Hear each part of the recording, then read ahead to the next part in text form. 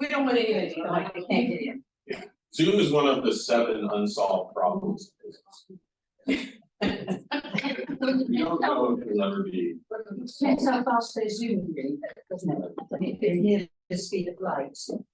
Hi, we're with the artist. There you go. Okay, we got 2 here. Are you there? I mean, Okay. this is Joanne. Yes. Linda, it looks like you're on Zoom as well. I am. So we've got a couple of seats over there. Seats right there, there.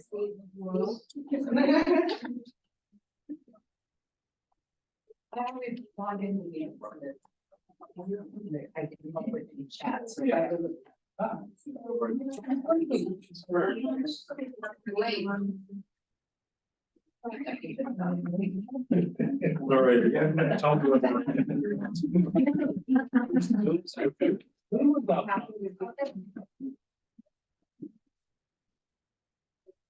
Wow, full house today. Welcome everybody to the November 2023 meeting of the Sobrante Municipal Advisory Council.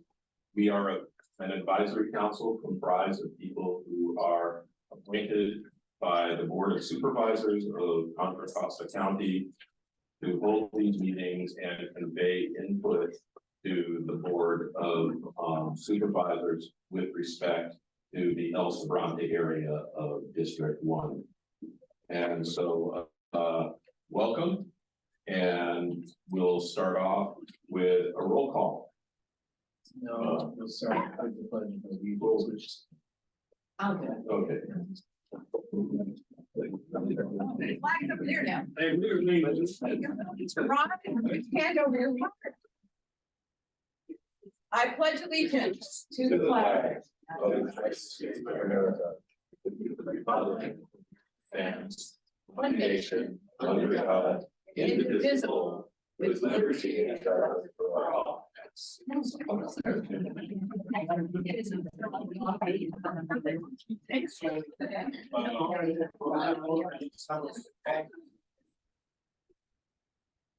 Let's have a roll call, please.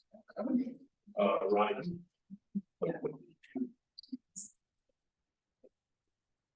All right, so Thomas Lang, Here. George Cleveland, I'm here. Susan Boudreau. Yeah. Jim Herman, Davis Paxson. Dr. Melinda McLean, Nikki Norris, Here. Tom Owens, here. Shirley Rosenthal Woods, Excuse us. and Emily Wheeler. Yes, thanks. Okay, treasurer's report. Yes, we're still sitting at $2,964.59.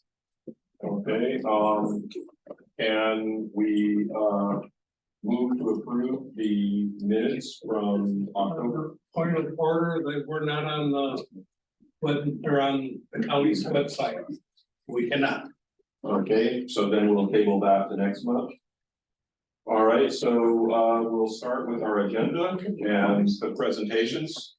First online is Ryan Lau from AC Transit, the realign effort. Hi, sorry about that. It's actually gonna be Maria Henderson and Carissa leading from East. Okay, perfect. Perfect. Where would you like us to? Wherever, Maybe here. yeah, maybe back here, wherever most people can hear you. Okay. It'll probably be better. Do you have slides or anything? We have slides. Yeah. Okay. And Ronnie has them. All right. That'd be great. He's graciously offered to move the presentation forward. All right. If you want to come up here, so everybody. Yeah, just me. It's. Since we have extra chairs. In the front. Here. Here, please. Is this something so we can move the camera so that it's less, so it's more towards them? I can try, but we have a limited amount of length here, so. But I was just thinking maybe we moved it a little bit sideways. So it's less backs. Yeah. I only have so much length with the cords and everything. Let's try that. We at least get you in profile. I can move it around also.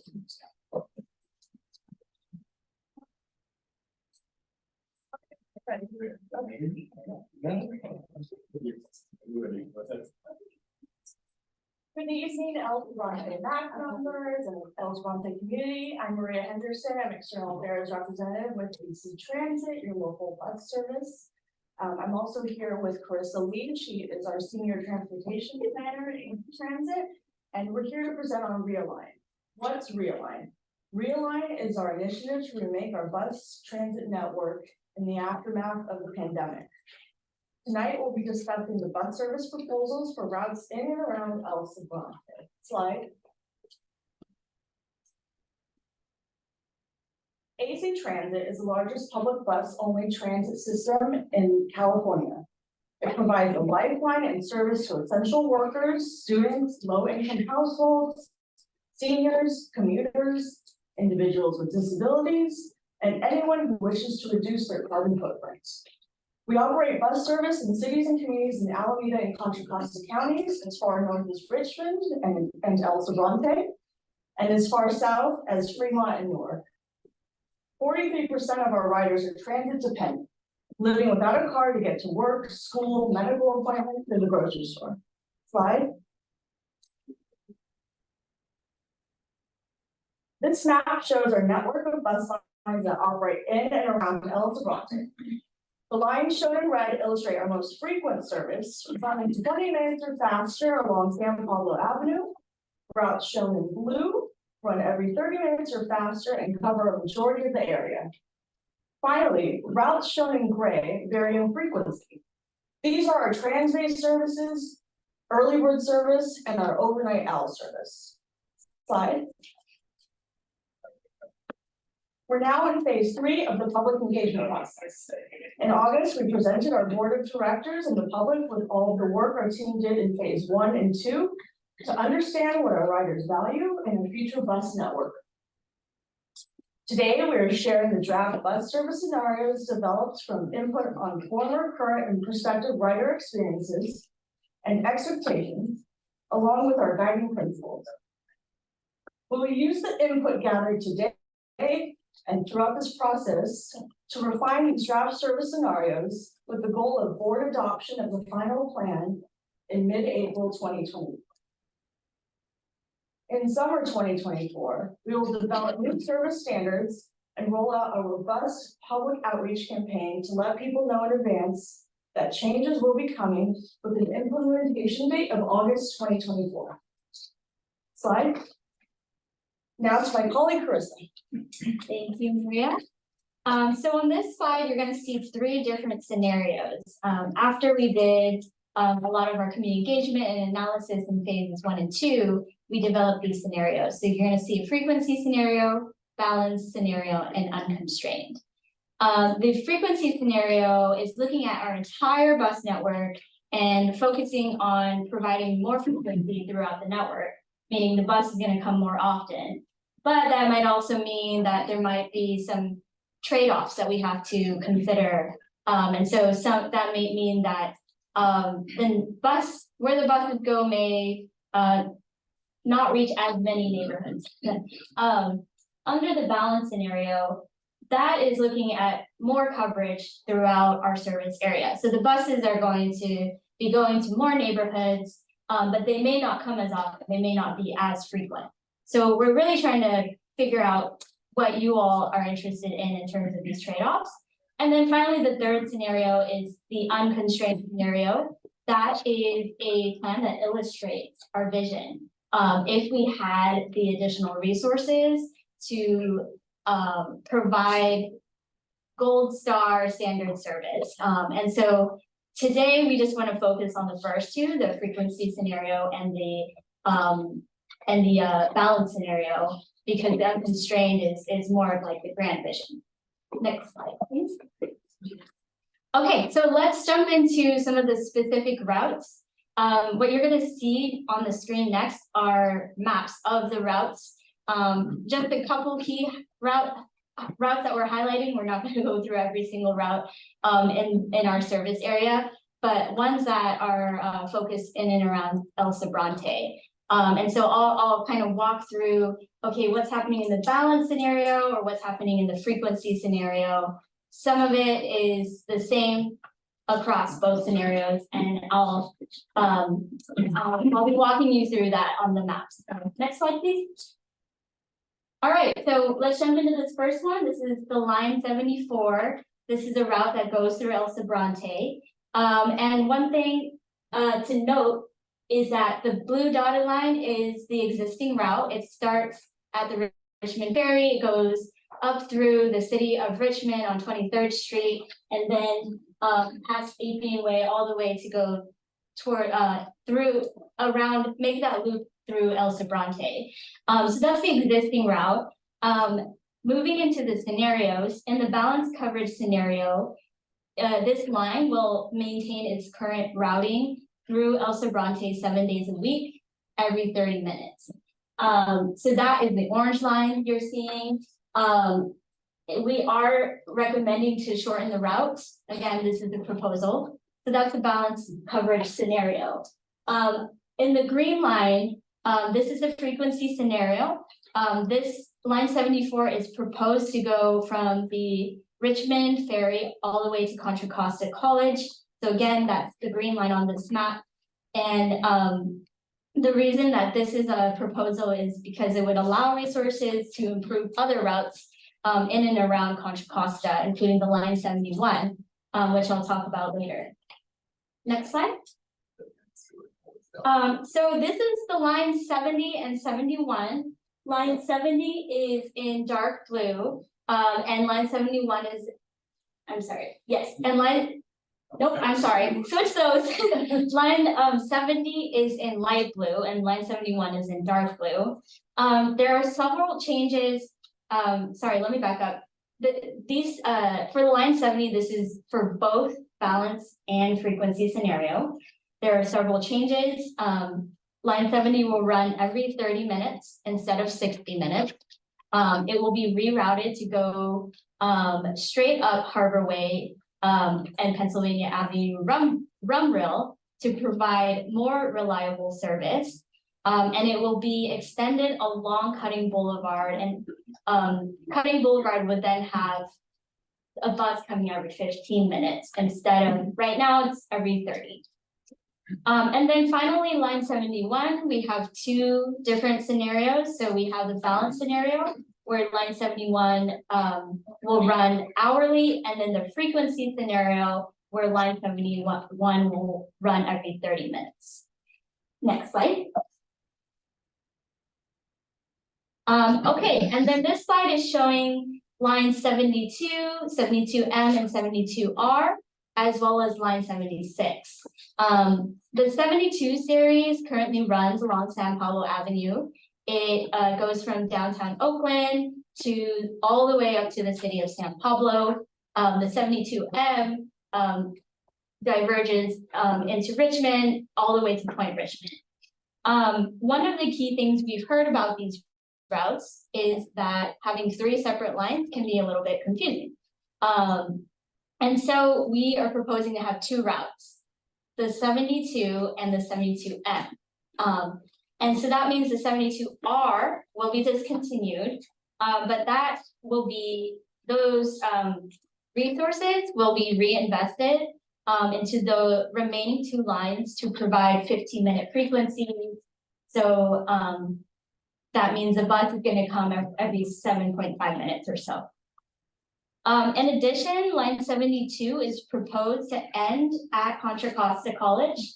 Right now, it goes to Contra Costa and then continues to Hilltop Mall. But that portion of the 72 that goes to Hilltop Mall will now be covered by line 76. So again, these are some of the broad overview of some of the routes in and around El Sobrante. There are more details on our website, and I encourage you to take a look if you're interested. You know, we have an interactive map, sit with the information. And I will now give it back to you, Maria. Thank you, Chris. Slide, please. So you've just received a very high-level summary of what we plan to do and with our AC Transit Realigned project. Reviewing our bus network and seeing what options work best to create a more equitable, reliable, and frequent network. We're asking the El Sobrante community to review the draft proposals and provide comments and feedback. We want to hear from everyone.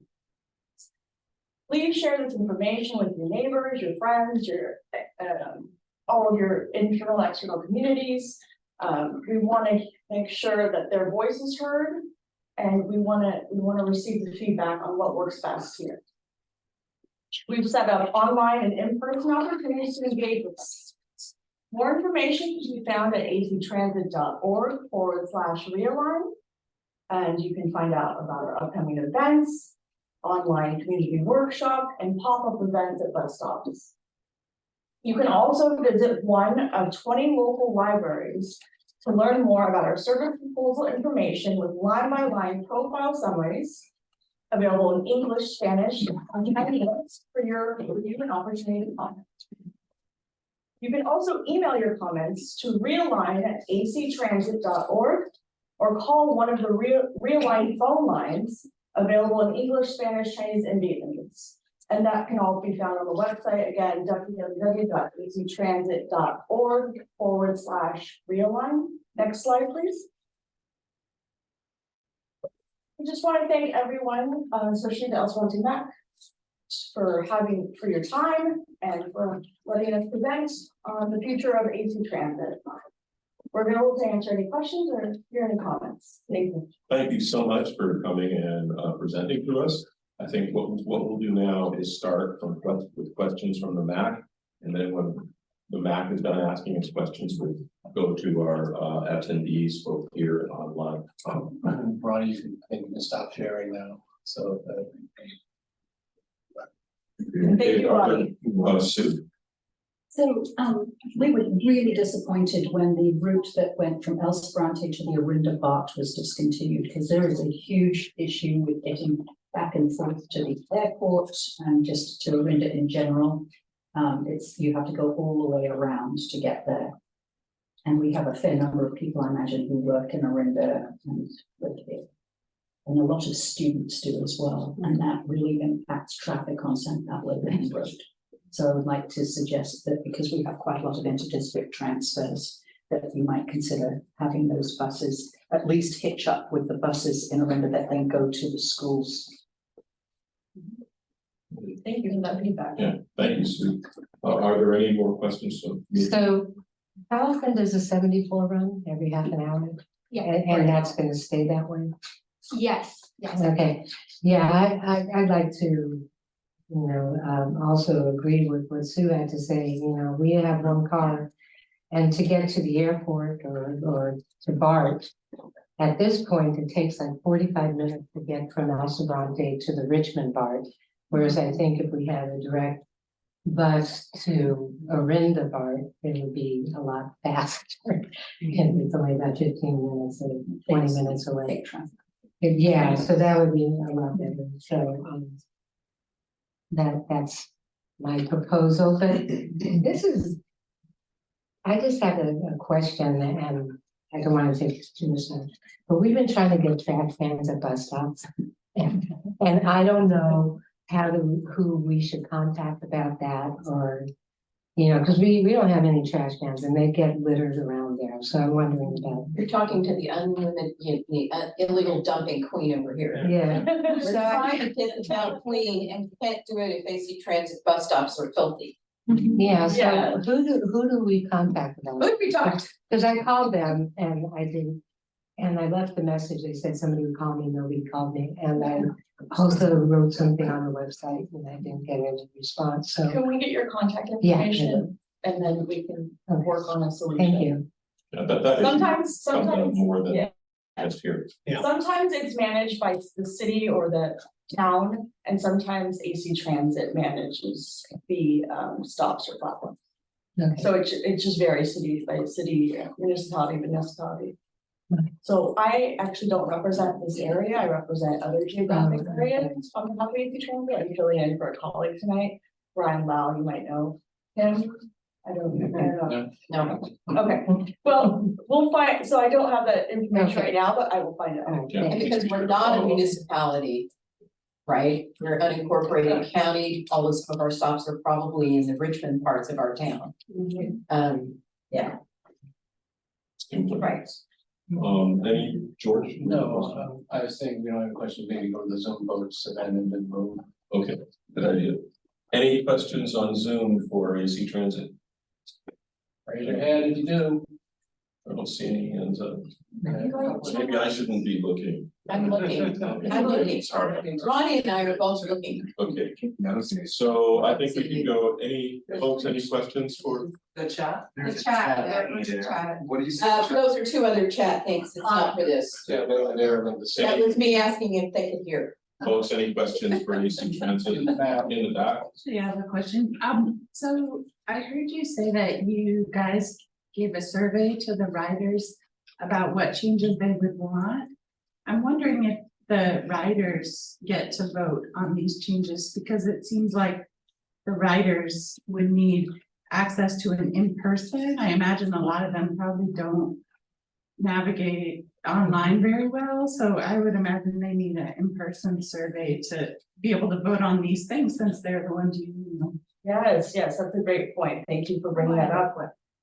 Oh, may I answer her first? Yeah, go ahead. Thank Yeah, you. go right ahead, but I just thought of that for a moment. Thank Yeah. you. Thought you were done. I just want to let you know, we're gonna be having pop-up events that are gonna be in person, as well as other community engagement activities, like appearing at city council meetings, appearing at other commissions, other MACs. And being available to take feedback directly in person, and also at, not just virtually, via email or on our website. We also are going to be, what was I gonna say? Oh, holding an in-person workshop as well at the AC Transit headquarters office. I just want to say one quick follow-up. So I do suggest to make those surveys available online to in person to riders on the bus. Yeah. Because my husband used to ride the bus from Oakland to El Sobrante, and that was awful. And it took a long time, and he works a lot, so he doesn't have time to be going to these events Yeah. respectfully to your online events. Like riders that use the bus, man, they spend a long time on the bus. Thank you, that's a really good idea. We have the information in the interior of our buses. Maybe And one last question. and I will handout item. Can I ask one question about that? Have you considered a QR code so that? We have a QR code, yes. So that people could flash their phone, answer the survey while they're 45 minutes on the bus, on their phone. Yes, we do have our materials with QR codes. So that people could do it on their phone. Did you have a question? Yeah, Okay, so the person there- going on the bus, that's what my question was, to hand them out. Maybe. are there Yeah, any more? we have pop-ups at bus Yeah. stops that we're planning as well. Yeah, are there- I was thinking the actual. One more question. Person. Yeah. That's sorry. Okay, last question. My question was about, the resources you mentioned. You were saying if you did increase the frequency of some routes, it would impact the resources somehow. I guess I'm just wondering what do you mean by that? Money. But I mean, that's in 2008, right? They got rid of transfers because it was a budget thing. And the transfers just stayed away, right? And the service seems not as good, but the fare has increased. Right? And it's AC Transit, it's not like uni, you can't just jump on, right? So, yeah, you do spend all day on the bus and you seem to be spending all your money as well for a service that is coming less frequently. And just wondering what's up with that. I want you to answer, but I just wanted to point out that we've delayed any scheduled fare increases for the past 2 years, so, and we're not planning to increase our fares at this time. Right, well. And then Carissa can address the Yeah, other part. It's a good question. Yeah, it's not just money though, it's hiring operators. We have been challenged, and many transit agencies have been challenged to hire and retain operators. So it goes, yeah, it's not just a financial thing, but it's also ensuring that labor is taken care of. As well as I would add other things like if we increase frequency, we'll need more buses. We gotta purchase those buses. We have to find the space to store them, the maintenance, and so hopefully that answers your question. Thank you. And I just have a. One more quick question. Sorry, so you mentioned sort of that vision, you know, the ideal or gold standard. Are you pursuing other funding actively to be able to increase? And if you could talk about that. Yeah, we did a lot of advocacy work in the last budget to receive a budget allocation from the state of California that is going to all of the 9 counties transit agencies. And yet right now we're waiting to the MTC to decide how much money each transit agency will receive.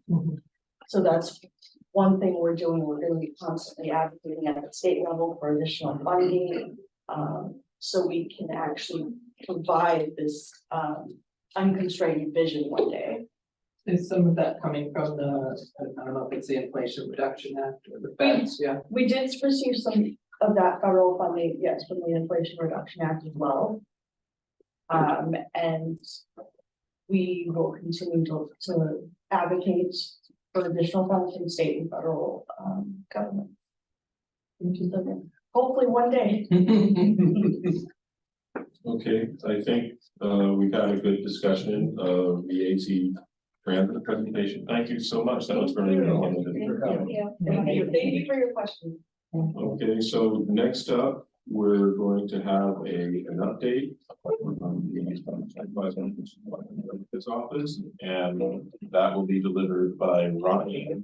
And for those who are interested, it will involve some new developments with some noise ordinance. All right. Hi.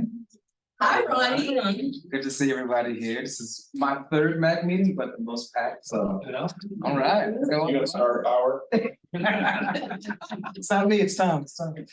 Yeah, so really quickly, we did receive, I went on a walkthrough downtown with our public works team and county landscape contractors in regards to the tree maintenance. We did receive a lot of feedback that the trees are overgrown and just need some trimming. And so those trees that are on the public right of way will be receiving treatment, haircuts.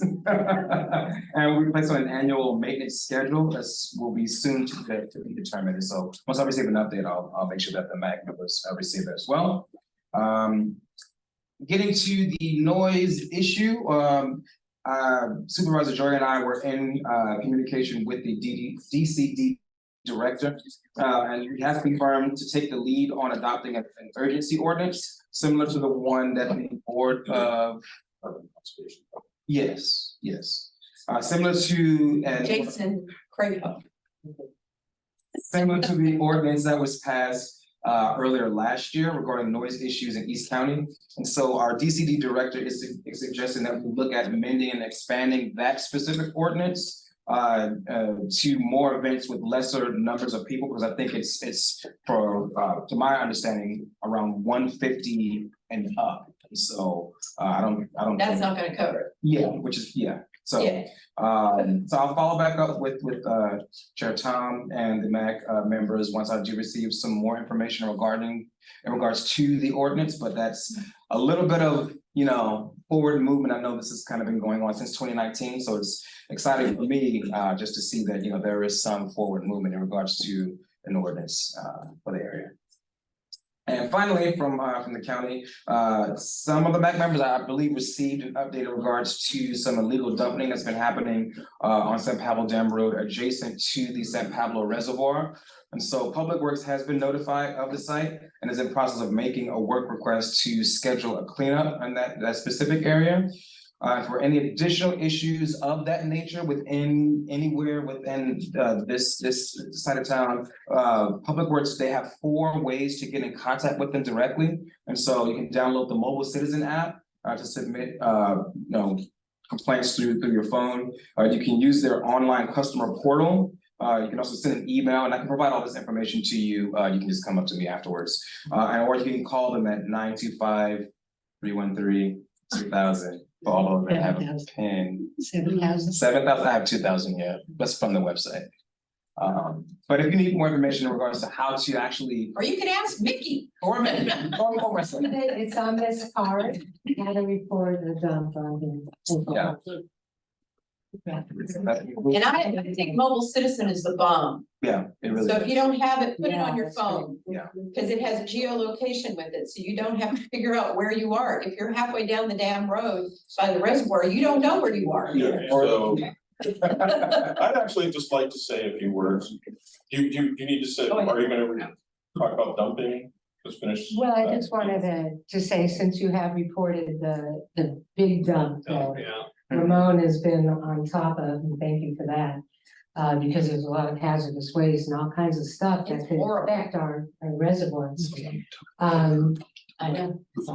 That all along San Pablo Dam Road between here and Orinda, there's a lot of litter, and we would like to take care of that somehow or another.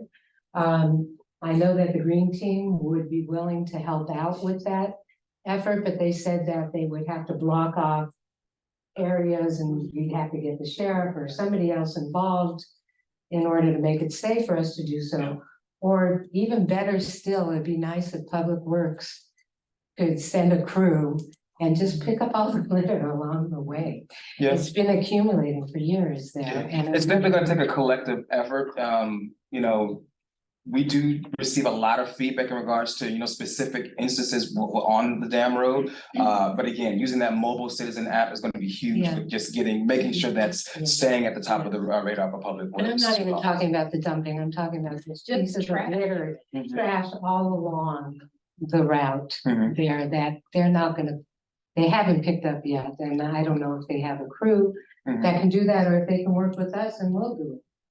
I think we'll get another, you know, we get some volunteers to help with that if we are able to do it and it's safe. Yeah. So I just, I will stay on the same question. Can we adopt that? Can we adopt pieces of the dam road out of town like that?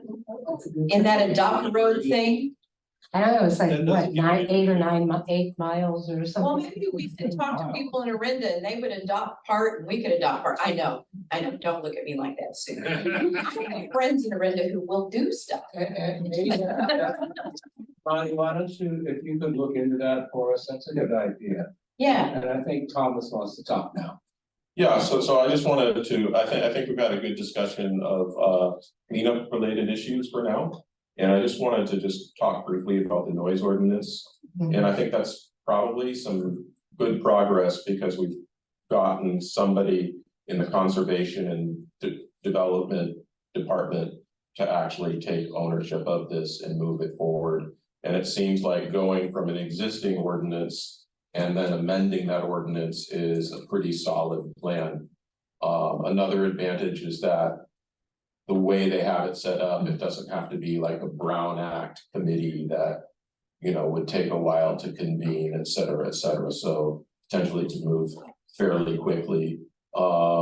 It would, I think, you know, coming up with things like, you know, the right number of people or some decibel target for annoying noise, you know, that would be input that would have to go into this.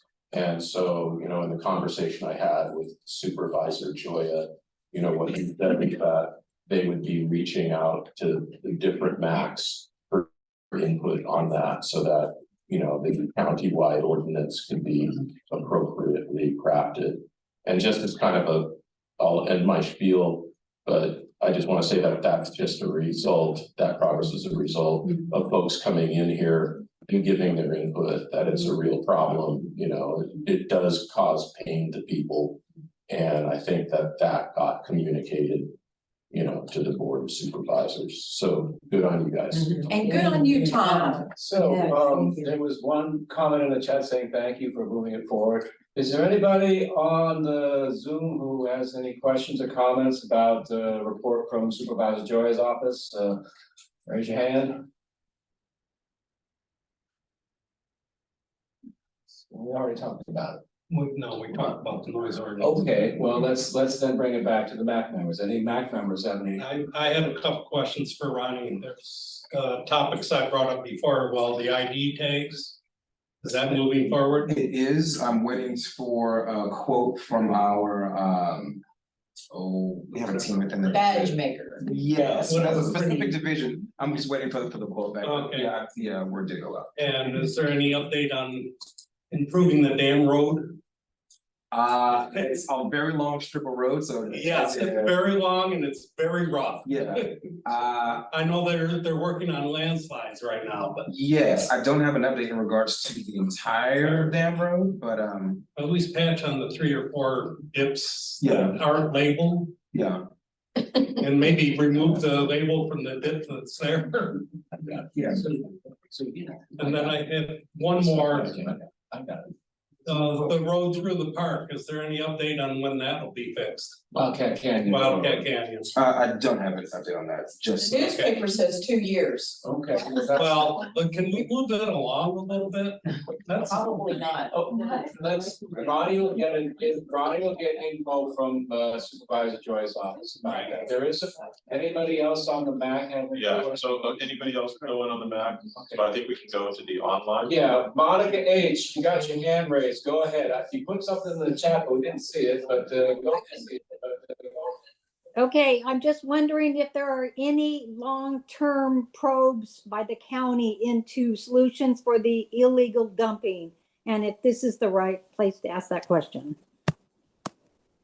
If you could repeat the whole question, because we didn't quite get the audio, sorry. If you wouldn't mind repeating the question, please. Okay, let me just read what I wrote in the chat. Does the county have any groups working on long-term solutions to illegal dumping that are actually effective and preventative? Not just cleaning it up. We love that you guys are cleaning it up. That's terrific, but we just need long-term solutions. To my knowledge, I don't think that we have any specific groups outside of the green team. Well, That's actually not true. there is a task force. I think Well, there's, to my knowledge. okay. There is a regional task force Yeah, that John Joy is part of it. And they meet periodically, but I've never gone to a meeting, so I don't really know what the overall, plan is.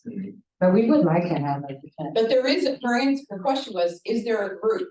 There is a group. Are they effective? We don't know. I don't know, they keep working on it and gathering information, so it's a nice pass match. Oh, I don't know, I think maybe we could have, Ronnie, maybe we could have an update on that at the next meeting so that we have an idea. That way we can also provide an answer to the members of the public and to the question that Monica just raised. Because there is obviously a need for long-term maintenance, because you just drive down it, trash, or as I saw the other day, coming back from Orinda, a nice big old mattress. Yeah. Nothing new there, right? So, yeah, exactly. Are there any more questions? I do not see any more questions on Okay. there. Any questions for the Supervisor Joya's office presentation for Ronnie? That one right in the front. Okay, please.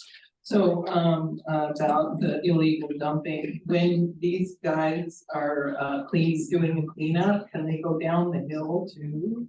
Because, I don't understand why more is not being done, because like you said, it could trickle into the reservoir, which is our drinking water. There's a bunch of shit down, excuse my language, down the hill from all of the places where there's illegal dumping. So that's just one thought. And the other thing is that, and I don't know, we're only as good as everyone around us, and everybody's littering. And I see it all over the place, all over the East Bay. And is there a way that the county can do some sort of countywide don't litter campaign? When I was growing up in California, when I was growing up, that was like, there were signs everywhere, don't litter, and it just raises the consciousness of us all. Because people are just throwing trash wherever they feel like it. That's my rant, sorry about that. Thank you. All right, so. Just Yeah, okay. Yeah, I just want to add one, our neighborhood is one of the destination neighborhoods for Halloween. And the trash in our neighborhood is unbelievable Yeah. after Halloween. Yeah. So I would just suggest that maybe Halloween become an annual time, because it's children, it's families, it's all generations, and they're throwing candy wrappers in everybody's yard. And it might be a great time to do an education thing where you could reach lots of people around Halloween. Great idea.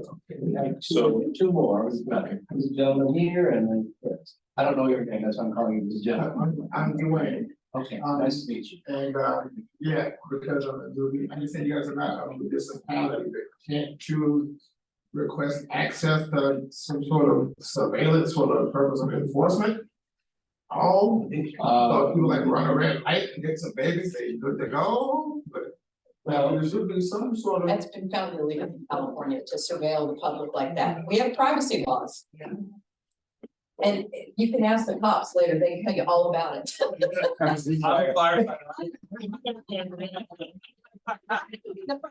just saying. and discussed before, and that, you know, that reality that you can't openly just have cameras surveilling. Sadly, it won't lead to convictions. Yeah, okay. Chris? Yeah, I know we had a presentation from the county task force at one of the beautification and cleanup committee meetings one time online.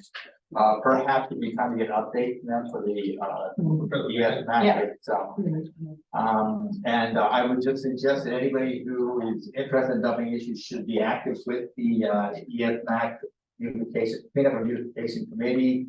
We have a WhatsApp where we organize specific activities. We have websites where people have resources.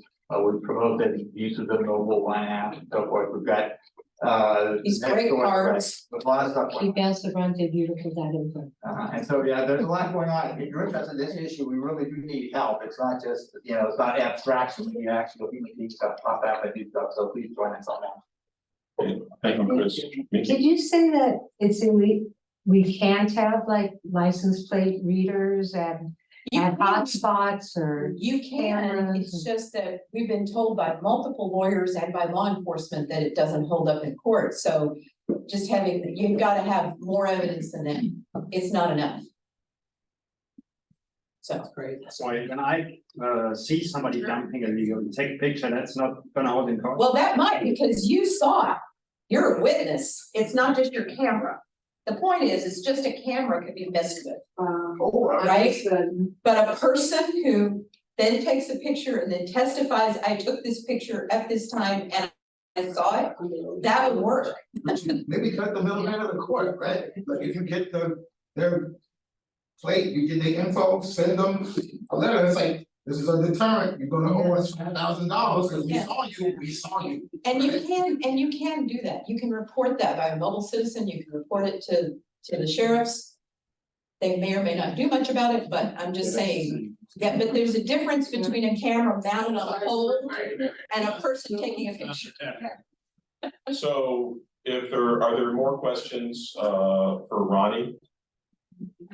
I just want to point out though, I live right opposite a place where people love to come and dump in the middle of the night, and I cannot tell you how unpleasant that is to hear it. However, I do resist the urge to go and give them what for, even looking over the top of my glasses and threatening detention.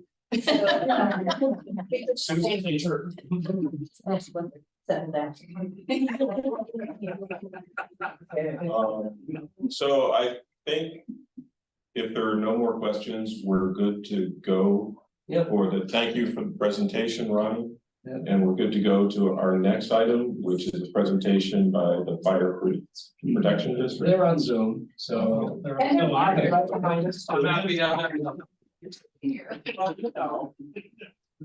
I'm Battalion Chief Jim Brooks with Contra Costa County Fire. I came for Battalion Chief Gage or Assistant Chief Gage was on his way. We actually got a couple of structure fires in the other part of the county, so he diverted to go to those fires. And he let me know a few minutes before that.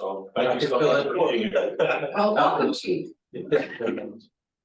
We have a presentation we sent to Ron, that we could attach with the meeting minutes, It looks like to share with everyone, if that's helpful. Or if you wanna pull it up, I'd be happy to go over. Looks like Michelle Reinhardt's online with it too. Oh, well, that's even better, if Michelle's there, she would know, cause I just saw it 5 minutes before the meeting. We're gonna So- give you a pop quiz on it. Well, I'd be happy. You can watch Yeah. along and then tell us Go for whether it. it's right or not.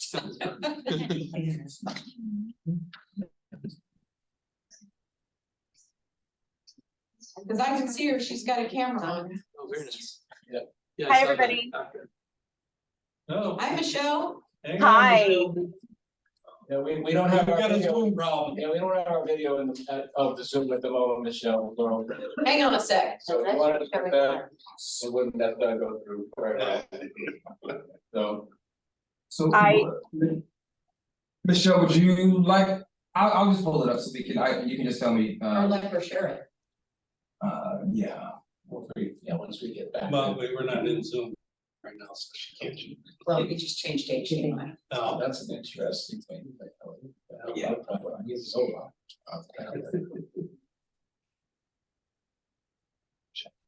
There we go. Yay. Huzzah. What, did we get the Renaissance there? You're not watching the break. I love the grades, so I get where that comes. It's awesome. It's hilarious. Larry. Ronnie.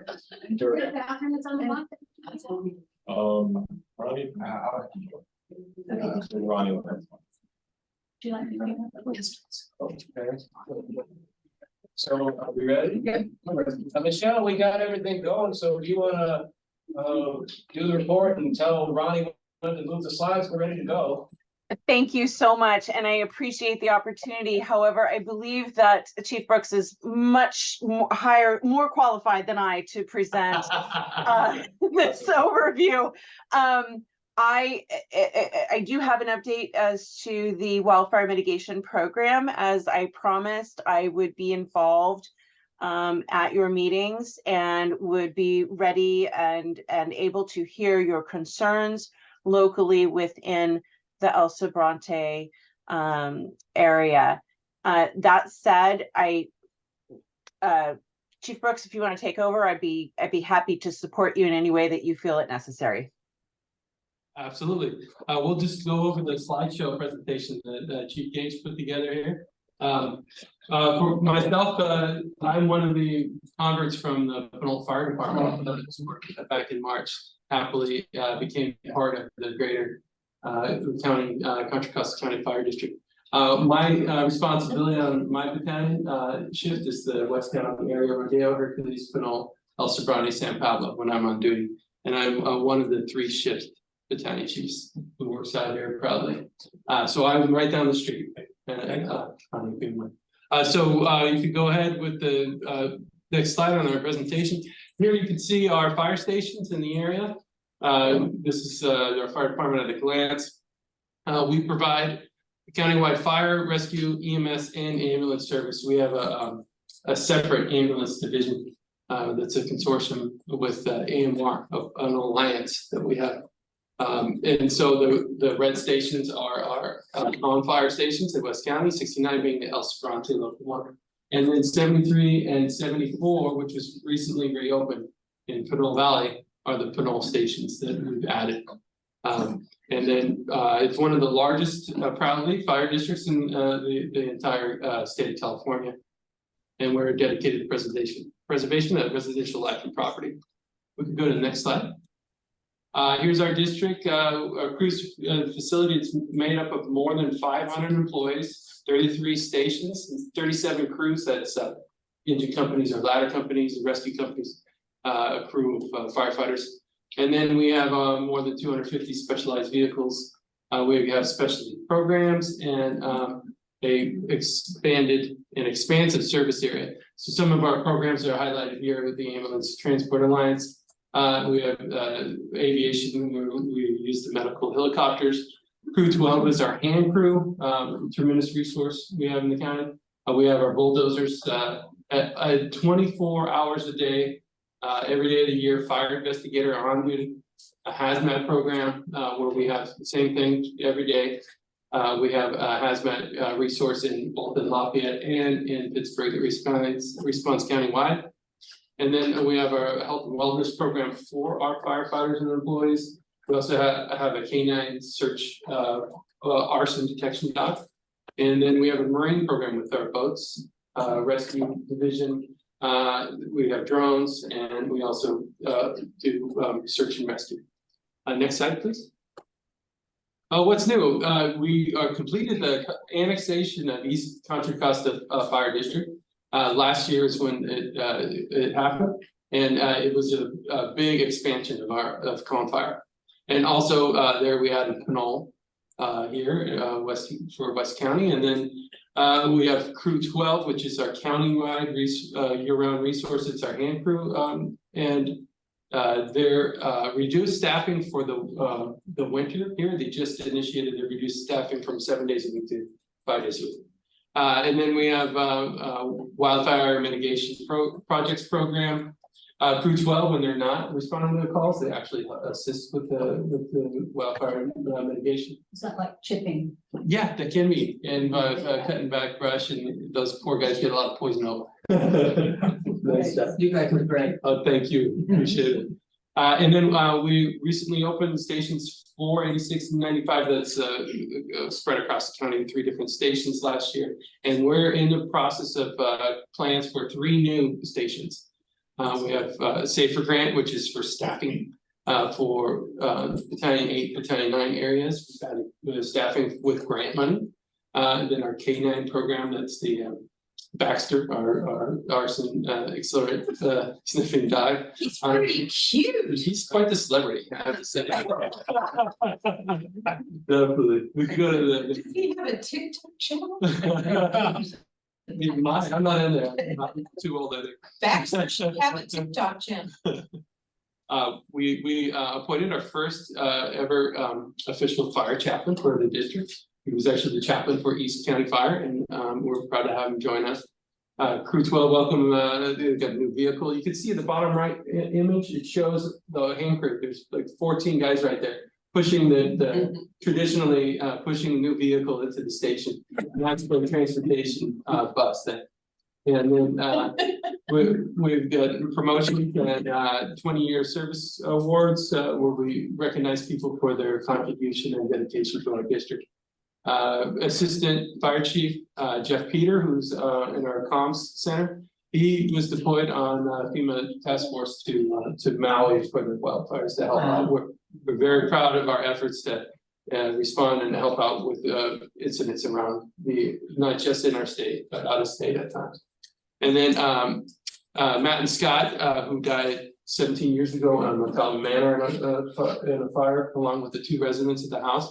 Our firefighters, we do our annual memorial ceremony honoring their sacrifice, and it's an important part of our department. Upcoming, let's see here, 9/11 annual firefighter memorial service that already happened, and we have the service that we attend in Sacramento as well.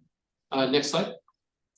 So here's a breakdown of the statistics of our district. So this, I hadn't seen these before, so the best I'll be happy to go over it with you guys. There's information for the month of October for our entire fire district, for all 30 plus of our resources. So you can see the majority in blue on the graph on the right is showing EMS calls. That's our wheelhouse. That's what we get the most 911 calls for service for. Fires are not as frequent, but they're major resource intensive big deals when they do happen. And then we also have some calls are broken down to ambulance only, where it's determined by our dispatch center that it doesn't, not every medical call needs both the ambulance and fire resource responding to.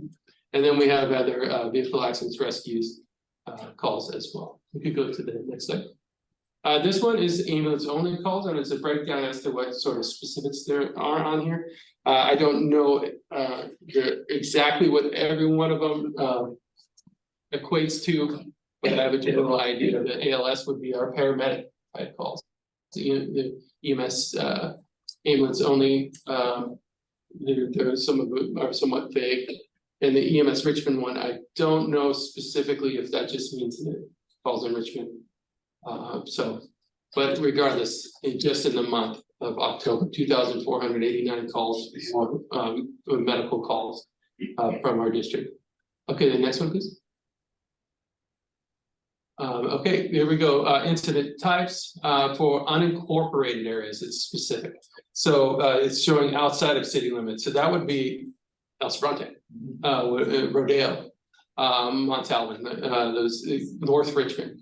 Those are areas of county that we cover out here. They're all part of our county here and our responsibility. So there's incorporated areas. And you'll see the calls will reflect similar to the general calls for the districts. Majority being, this case, almost 54% being medical emergencies.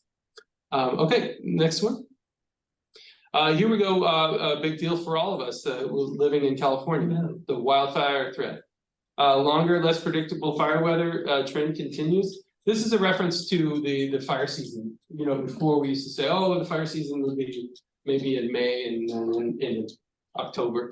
Well, now we know that fire season could go much longer. We just had the anniversary of major fire, Camp Fire, and the reality is it could, unless we're getting really heavy rains, we have a wildfire threat all the time.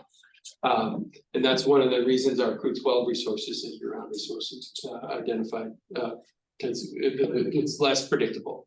Now, these red, orange, yellow areas on the map reflect the fire threat severity mapping for our area. El Sobrante, you'll see a little bit in that picture. It gets into the hills is where it changes color. And that's always the concern, wildfire severity zones is typically, we're looking at neighborhoods that get up into the drier vegetation and where you would have one means of egress up and down, exiting out of your neighborhood. Those are high risk areas for us that we identify. These maps come through from the state, from CAL FIRE, where we get the detailed maps, these breakdowns like that. But certain areas of the county will have very heavily, like the Orinda, Lafayette areas, very heavy concentrations of those severe wildfire severity threat zones. Let's see, and it mentions that no area of the county is risk-free. That's a good point. There's a risk everywhere, and as we all know with the news, we could have the red flag alerts, the fire danger, fire weather watch sort of situations where we're all on alert. And it says here many resources we have available to the residents, including a wildfire mitigation program projects. We have a website with more information on that. And then there's there's guide for residents on prepping and evacuating.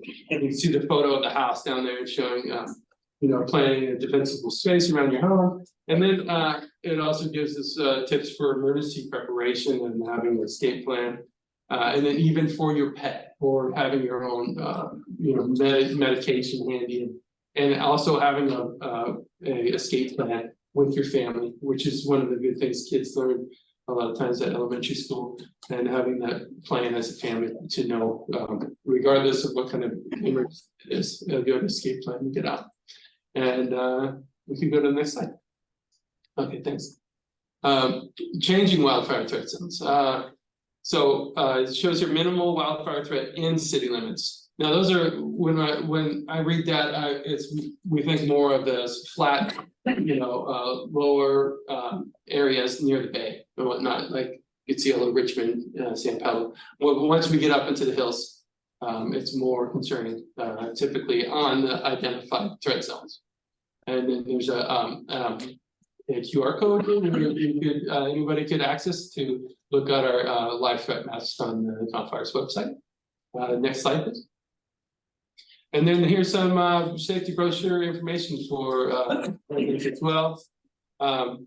And then the residential fires, or as we call them, structured fires, they pose a continued risk for communities. It's always a risk of having a fire in your home. Modern homes, fires burn faster, hotter, and with more toxic smoke. Compared to, say, our grandparents' home, when the building was built with solid wood and their furniture might have been wool or some sort of natural fibers and had wood structure to it. Now you get the IKEA plastics, and you have nylon carpets, and you have nylon curtains and all sorts of items in your house that you don't realize, but are much more readily available to burn and toxic and flammable than older traditional materials for building. So it makes for fire conditions that grow faster and burn more quickly and are more dangerous for the residents and for the firefighters fighting them. So some great ways to save lives are working smoke alarms. And don't forget to check the batteries. And now, as I'm sure a lot of you are familiar, the 10-year battery life is pretty standard on smoke detectors. And the carbon monoxide alarms are wonderful savers. We go on calls for people who will have one of the alarms going off, and sure enough, we'll find problems. And we'll work with PG&E to identify if there's a gas leak or some other sort of issue that could be producing carbon monoxide. So they're wonderful to keep people safe. One of our pointers is to sleep in the bedroom with your door closed. A closed door is a major preventative of smoke getting into your room and overcoming somebody with say carbon monoxide, the products of smoke that you may not wake up if there's a fire in the house. One of the best things to do is to close the door and isolate each room in the house where people sleep from the rest of the house. Say if a fire starts in the kitchen, you could ideally wake up. You could ideally wake up from the alarm going off, the smoke detector going off, while you're on the other side of that door, and the smoke is not pouring into your room. You have a buffer, and so that's one of the pointers we like to make. And then the family evacuation plan, and there's more info on our website. And I believe that's the end of the presentation. And if anybody has any questions, then have it. Okay, questions from the MAC or Chief Peterson? Brooks, sorry. That's right. I was wondering about diversity and gender in terms of your hiring, because it looked like it was mostly white men. Yeah, you're correct. It's a program that we're striving for, and it's something that is a focus of our agency. That now I am new to Confire from March, but from my understanding, with the hiring process, it's one of our priorities as far as our needs to reflect the community. It's important to reflect the community, men, women, diversity, backgrounds, it's one of our mission statements that we're always striving for. I don't know the specifics in the program, but I do know it is something that we aspire for and hope to improve on in the near future. Absolutely. I had one more quick question. I once stopped to help somebody who was suffering from heat exhaustion, and they would not let me phone the ambulance because they were so concerned about the cost. Oh, yes. Tell us a little bit about that. Well, we as the fire engine, we don't deal with any of the specific billing, but clearly firsthand, but clearly it is a challenge in our nation as a whole. I have heard that many times myself, responding to emergencies and having people say, well, I don't want to go to the hospital, or I'm afraid to go to the hospital because I don't know if I can afford it. It's one of our greater questions of our society as a whole that we hopefully will be addressed in our lifetimes, is my hope. But as a department, we do our best to mitigate those concerns and realities that people deal with on a case-by-case basis. Okay, are there more questions from the MAC?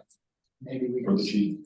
Okay, so in that case, George, why don't you? Well, let's see, we got some comments in the chat. Maybe we want to just look at them first. Is there, while we're looking at that, anybody on the Zoom has any questions for Battalion Chief Brooks on his Contra Costa County Fire District Fire Protection District report? Doesn't look like it. There is an extended comment from Adrian. And I saw this email from Sohaila earlier today. I could just read this. Sharing email from Sohaila Bana regarding installation of cameras on SPDR. And that is, since in the El Sobrante Valley, we are all one community divided from the city and county, I've asked the city to authorize SOS to help with clearing trash in unincorporated El Sobrante. So SOS Richmond, Save Our Seats Richmond, is gonna help clearing trash in El Sobrante. So please feel free to reach out to Daniel Barth and ask for his help with the dump trash. I also asked Richmond to contribute $2,000 to the El Sobrante stroll, and we'll continue to ask for more collaborations from the city. Moreover, I'm glad to inform you that last night, the city of Richmond approved the purchase of 70 new cameras. I have already asked our public works director to work with the police department to make sure cameras help them with reducing illegal dumping. You just can't make the case, but I have already requested the police chief to install some of those cameras in our area. Now, if the county would be willing to pay for a couple of cameras to be installed along SPDR, I could ask Richmond Police to manage their surveillance as well. So that was from Sohaila. This is what relates to the fire department. She runs the 94803 Preparedness Alliance, and she's president of the Firewise Council. So we've gotten much more active in Firewise. Many people have been doing the Firewise program and participating in the councils. And I didn't see Firewise in this presentation, but it is a great community effort to support preparation that you all are doing. So highly recommend everybody to become Firewise and join those councils and help prepare your neighborhood. And actually, we now have a hand on Michelle Reinhardt. Go ahead, Michelle. Thank you so much. That was a beautiful segue. So the Firewise USA Community Strategic Plan project is part of the wildfire mitigation program. Once a community becomes Firewise and becomes certified through Firewise USA, they establish a 3-year plan. Part of that 3-year plan is to address various projects in the area of the Firewise community. And the fire district is here to support those efforts. So I think what's most important for the takeaways on this is there is a $5,000 annual limit. It's equal to about a half a day of work. Funds are not guaranteed, but we work diligently to provide support to our Firewise communities because they clearly understand vertical, horizontal ladder fuels, terrain, amber cast, all of those scenarios in fire that put communities and firefighters at risk. So anything that we can do within the wildfire mitigation to reduce the loss of life during a wildfire or structure fire is a priority for us. That said, strategic plans, once they're established, this program, the Wildfire Mitigation Program, addresses projects in the first year. Those are given priority. If excess funds remain, they are then distributed to second-year projects. For example, if a community is working to update their strategic plan and they're just missing one parcel, those projects would be given a second-year priority. I hope that answers your question. And if there are no other questions, I'll move on to the update for the Wildfire Mitigation Program.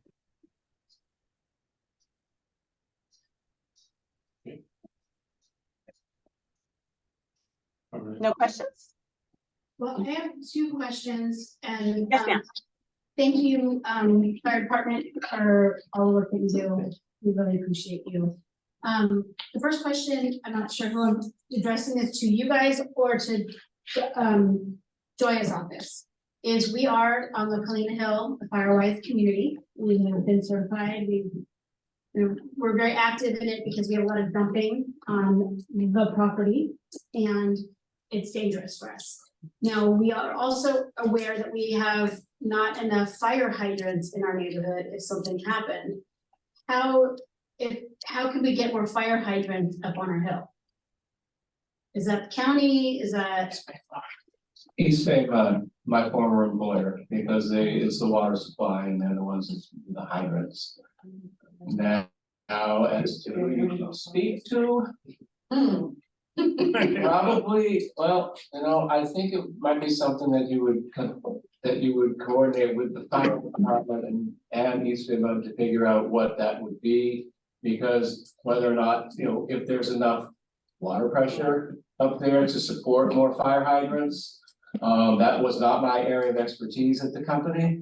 But it is something that I think that since it is East Bay Mid's water supply is being used, they would, need to be involved into whether or not they could put other hydrants up there. But, it sounds certainly, you don't have enough, that is a problem, especially just a plain old fire, not a wildfire, just a plain old house fire. So George, Diane is our East Bay Mud representative, right? So would she be the person to contact? Diane? You know her last name, Tom? Can we have this maybe a presentation at the MAC meeting from East Bay? Can we get a person from East Bay? Well, you might talk to fire, it might be behoove you to have fire at East Bay Mud for water. Because if you guys went up and looked at their hill and really determined where they ought to have, because some of the question will be, where should the fire hydrants be? And you guys have the expertise for that. So maybe if you could get the fire department to come and look at your hill, and then they could ask East Bay Mud. What do you think about that, Chief? Well, Does that make sense? There's definitely a lot of areas that lacks, a thorough water, yeah. access for a water supply. It is ultimately East Bay Mud system and their hydrants that we work with. I know a lot of the neighborhoods, it's a legacy from when we planned the neighborhood initially. Some of it going back, 100 years, where the systems that they had set in there were maybe inadequate for today's needs. We were having dumping. Yeah, and Reading materials. yeah, I haven't personally had any involvement or knowledge of how in the process of improving the existing infrastructure as far as the water supply goes. Works, but our fire prevention bureau and what's referenced on the slide, the presentation that's on there that has the links to our website. Our fire prevention bureau folks probably have a lot better answers than me, especially when I said. I think too, the fact that our hill is one way in and one way out. Yes. So that makes it a very high danger. Oh, absolutely, yeah. So you add that factor to this, that should elevate the Yeah, impact. that's a great question, I think very appropriate. And if I may add, I think I'd like an email to our representative on the East Bay Mud Board of Directors, wouldn't hurt Marguerite Young. Yeah, And that's that would be a good way to go. and I would probably have, Young is obviously like Margaret, MARGUERITE. I'll come ask you after the meeting. I'll bring it. Well, it's gonna be a while, but that's okay. And then my second question is, with Doctors Hospital closing, what's the closest hospital when someone's having a heart attack that you can save somebody's life? The reality is, we take people who are having a heart attack to Kaiser Lighthouse or Summit, Oakland, or John Muir, Concord. It's very far. It's a big reduction in our services here. I live in Pinole, and we all deal with this reality when they close Doctors San Pablo. And I remember when we had the emergency room at the Doctors Pinole hospital as well. So yes, our emergency services, resources here have been over the years. It is a regional challenge that we deal with. It adds sometimes to our resources leaving the area, transporting the critical patient who's someone who's having a heart attack to further away locations, because that's the only place we can take it from. So yes, it's a reality. And so we've asked for a presentation on this from public health. What are they gonna do about the fact we have no public health services in West County of any kind? that we have Kaiser Richmond, which has 50 beds and is completely swamped. And one of the things it does in the fire department, because we heard one of your previous colleagues come in here and say that you all have changed some of the way you staff, because you often have ambulances stacked up at Kaiser Richmond. Yep. And then you don't have them available for somewhere else because they literally are waiting in line because we don't have enough public health resources in West County. Yeah. So we've asked, at a next max meeting, we've asked public health to come and talk about that. And Ronnie knows that, and John knows that. We've said, this is an ongoing problem. It hurts our fire department. It kills people. It's a tragedy. Thank you, Melinda. But we've got it, it's on our radar. So We're thinking about it. what I'd like to see is maybe we could have one more question with respect to fire, and then move on to the next item. I think we've got some bunch of substantive issues to deal with. We want to be able to get through them tonight. So one more question. If I could follow up just for a brief moment. I'm sorry. The request for additional fire hydrants, I welcome that email. I will follow up and report back to the MAC group. So Michelle will take it on. All right. The wildfire mitigation program, currently their project count, I promised an update as to how quickly we scale this program. Currently, we have 70 applied and 66 completed in the third quarter. Additionally, I believe the fourth quarter, we will break 100 projects applied for. Finally, the Wildcat Canyon School recently addressed the campus in the area of the upper field in October for fuels reduction. And we are evaluating a new project request to revisit the campus for further mitigation efforts. Thank you very much. I yield the rest of the time to Chief Brooks. One thing for the Wildcat Canyon, the school, they're supposed to be clearing out the debris. And one of our neighbors who's not here, I don't know if she's online, said she saw 2 trucks going in over the weekend and dumping, not removing. Just to put that out there. I see. All right, thank you. Yeah. Thank you. We do have a lot of substantive things to discuss tonight. So I'm really sorry for the interruptions. We do need to move the meeting along. I believe there's time for one final question. Yeah, it seems like there's a bunch of information about residential and fire-wise and everything for like single family homes, but I live in a condo and I live on Wildcat Canyon and I live like next to Richmond. Part of the area is Richmond, part of it's El Sobrante. Is there information for condo associations? Get on Sohaila Bonna's list. Okay. Sohaila is the queen of this. Okay. She really is. Richmond City Council. Okay. Yeah, no, they know more about this than just about anybody, I think, short of the fire department. So if there are no fierce objections, I'd like to move the discussion to our next topic. Thank you so much for your presentation. Thanks, Michelle. Thanks, Michelle. Thank you. So next is a presentation from the Sheriff's Office Base Station. Is Lieutenant Rodriguez. There he is. There he is online. There he is. He's there. Hey, how you guys doing? Hi. Hey, Lieutenant. Hey, nice to see you guys. I apologize I'm not there with you in person tonight. I had other matters to attend to that wouldn't allow me to make it there on time. If you guys are good with it, I'll go ahead and start with the monthly stats, and then we can cover some of the discussion that you guys were having earlier regarding the noise ordinance and also the illegal dumping. So, so for the monthly stats for the month of October, Sheriff's Office handled 604 calls for service. Those calls for service, we generated 51 reports.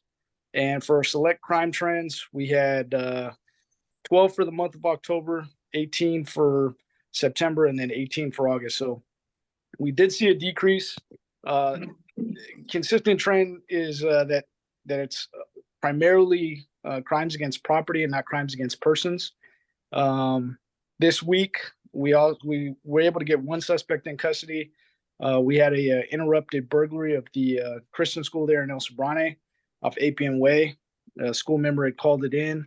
There was also a previous burglary that was reported, and the suspects in these are the same based on the video surveillance that we had. So we were able to get one of the two in custody, and we do have a good lead on the second. So thanks to the good work for the folks calling in. As I mentioned previously, you don't know what you don't know. So the more eyes and ears we have out there that are reporting this stuff definitely helps.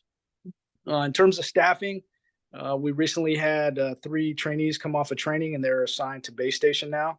So we have 2 on the weekday side of the week, and we had 1 go to the weekend day shifts. So the additional staffing is welcome. It helps us maintain a presence in the areas of responsibility and not having to drift on calls for service. Other updates, received some emails both from Sohaila Bana, Ms. Bana, the city council member, but also the chair for the West Contra Costa Fire Safe Council. Working with the neighborhood in Kennedy Grove, they had requested to conduct an evacuation drill. I believe they are a Firewise community and they've done the training. It sounds like they're pretty coordinated over there. I've had conversations with Assistant Chief Gage as well as Battalion Chief Bozo, and they're both in agreement that we should conduct an exercise. We're working to determine dates for it. Probably won't be until after the new year, just due to events that are already on the calendar. And then just determining what that's going to look like. We'll probably start with a tabletop exercise, which would be both agencies working together and incorporating the community warning system and alert to go ahead and help with the messaging to the community. And then at a later date, doing a physical drill, which would actually involve some evacuations. So should be able to give you guys some updates on that. In regards to the noise ordinance, I'm like you guys, I'm happy to hear that there's some traction moving forward. I do think that going off of the current ordinance that's been in place is the best recommendation at this time. It seems to be working on the east end of the county. One of the things that's going to be a challenge, not just on the east end or on the west end, but just countywide, is being able to make that more applicable to the rest of the county, and specifically where we're running into a single residence that is maybe having a loud house party or something along those lines, versus some of these unpermitted events that were occurring out in the east end of the county. So determining what that number would definitely be helpful. It does need to be lower in order to have an impact on the west end, at least for the cases that we're being dispatched to. But I'm happy to hear that it's moving forward. In regards to illegal dumping, you guys are correct. There is an illegal dumping ad hoc committee. I have attended those meetings. Typically, it's a quarterly meeting. Some of the strategies that have been proposed previously have been installations of cameras. There's been some challenges with the cameras. Some of that has to do with the quality. And then once the cameras are in place and people are able to determine that they're there, they simply just go to the next street over to avoid being caught. So you guys are right that the camera in and of itself doesn't necessarily mean that somebody's guilty of illegal dumping. So what I mean by that is, if I just get your license plate and I'm able to run that plate and I'm able to determine who the owner of the vehicle is, that gives me a lead. That doesn't necessarily mean that the person that was responsible for the illegal dump was actually the registered owner of the vehicle. And there's various reasons. It could have been somebody else different driving it. The vehicle could have been stolen. The license plates could have been stolen and put on a similar make and model. So there's all kinds of things, but it does give us a lead. It does give us somewhere to start. And that helps us with our investigation. Along those lines, your guys' area, the Mobile Citizen app is, I agree, it's a great tool. It helps us track where the dumpings are occurring throughout the county.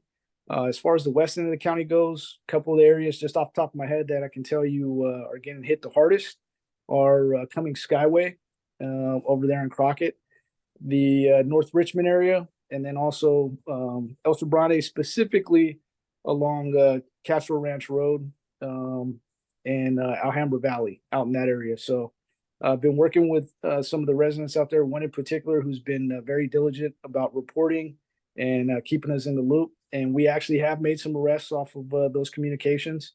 And yeah, so that part is good.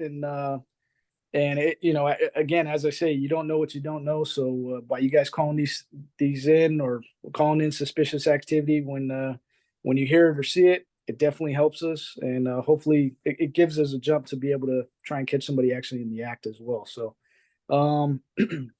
those are some of the updates that I have at this time. Any questions for me?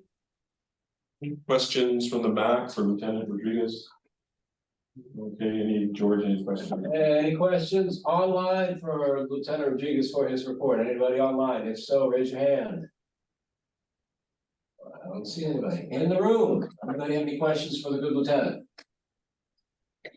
I don't see any here. Okay. There is one question in the chat. Oh, okay. Adrian says, what about installation of fencing to prevent trash being dumped down the slopes towards reservoir? That's not really a top question, but it is a question about illegal dumping. Parks and East Bay Mud. Yeah. Parks and East Bay Mud would have to do that. Yeah, so I do think it's a good idea. One thing I will touch on in regards to other things as far as what's being done, because I know that was asked earlier, and I apologize, I should have mentioned this, is on the dates that we have that the county coordinates to have some of the large trash containers to where people can come and dispose of their waste or their old things, in a legal and a healthy manner. What we see is prior to the event, specifically if those dumpsters are put in place the night before, prior to the event, we see an increase of illegal dumping either at the waste containers or just around it, which ends up taking away from those that are doing it responsibly and showing up the day of the event, both in the manpower that it takes to move and actually put that stuff in the waste receptacle, and then also by the time the event starts, you've already got stuff in there. So for the folks that are coming to do it the way that is intended, they may unnecessarily be turned away. So what we've done is we've actually worked to increase patrols around those areas the nights prior to, and we actually did it in North Richmond just recently with the Willie Spears cleanup event. And we got great feedback from the organizers of the event. They had one thing that was dumped illegally, but they had various sites in that one, and they said that was a drastic change from previous events. So that's just one. We're also increasing patrols and staffing to try and actually catch folks in the act as they're doing it. Well, good. Thank you so much. We appreciate everything you do, and many thanks for your time and giving this presentation. Thank you. Thanks, Lieutenant. So, absolutely. So just a quick question. How many folks are here for the artistry discussion?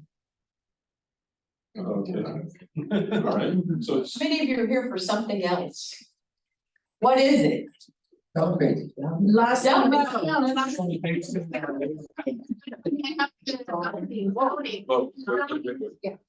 It's a zoning for your last meeting that wasn't addressed. We have the ordinance number that's in our community, and I wrote a letter and we have 35 signatures. okay, so this is what we're gonna do. We'll go through the artistry and the discussion item, and then you'll be able to present your issue in the open comment section. Thank you. Just to let you know, we do have the CHP on the agenda. I did not see that. But there's no. I realized that. I wanted to bring that to Ronnie's attention, see if we have a contact person, because they haven't been here in like 4 months. Yeah, we don't, doing a little bit of research, there's nothing left. So I did reach out to Officer Leviste. he's not Leviste. I left a message with an officer that's, I can't remember the name offhand, but I did leave my information, so It's a little. it's something for next month. I'll definitely. Okay, good. It's a little unusual for them to miss this many meetings in a row. So.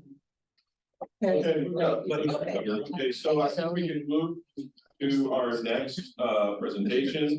So we have representatives from the artistry. You want to come on front? Yeah. Yay, the artistry. Hi. Sun growing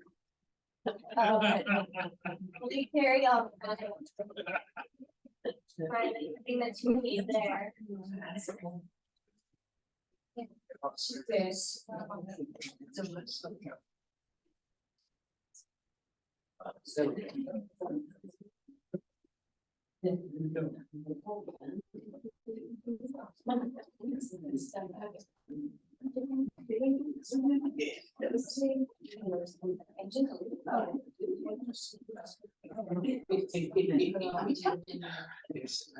Alright, guys, so. My name is Amina Mustafa. I'm the general manager of the artistry. This is Jordan Lindsay. He's the back of house manager. He's pretty much like the backbone of our operation. I'm just kind of there to tell people what to do. Really, but really like the artistry, kind of like it says here, highlights the natural synergy between art and cannabis. I would say our big thing here is supporting like local artists. We want to make sure that we're showcasing this community that we're entering in. And for me, I grew up here, so it's an honor for me to be a part of something that can not only be a part of the community that serves me, but also help people because, you know, we all, not everybody, but most people could use a joint in some point in their life.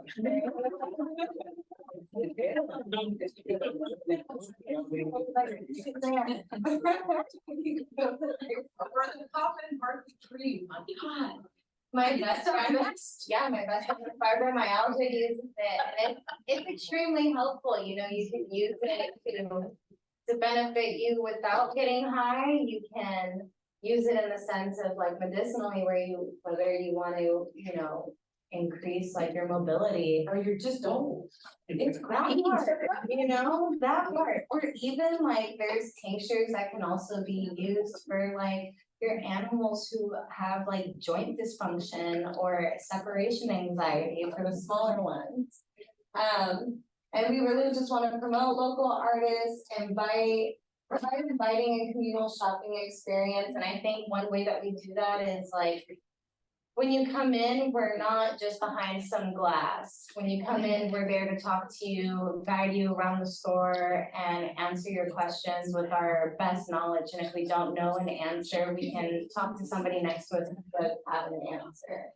And raise awareness of the health benefits of cannabis. I know that, again, like if you're not using it recreationally, you can definitely use it medicinally. I have, you know, my grandmother who was anti for so many years, and now she uses it for herself, and you know, it helps her sleep. And we have about 7 locations and 1 on the way. We have our Oxnard, or 2 on the way. We have our Oxnard location, Koreatown, Beverly Hills, our West Hollywood store, which also has a lounge. If you're ever in West Hollywood, we like to do comedy nights or poetry slams, even like drag nights as well. And you can like safely, yeah, you can safely medicate and have a comedy show, which is really fun.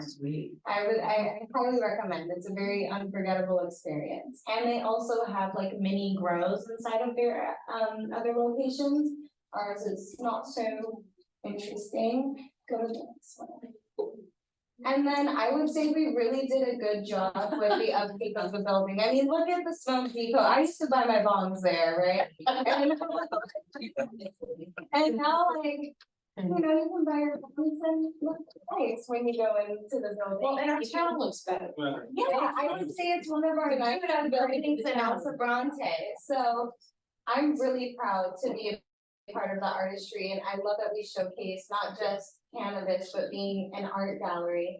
And our artist, David Layton, is from here, El Sobrante. So we do like to source people from here. And we do have 2 ADA spaces, 14 in total spaces to provide for customers. And you know, like the other Jack in the Box doesn't really mind too much. We actually give them some business.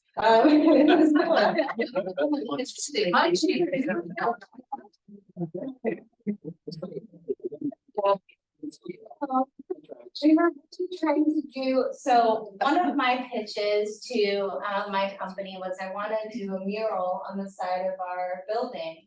And just to kind of give El Sobrante like some color.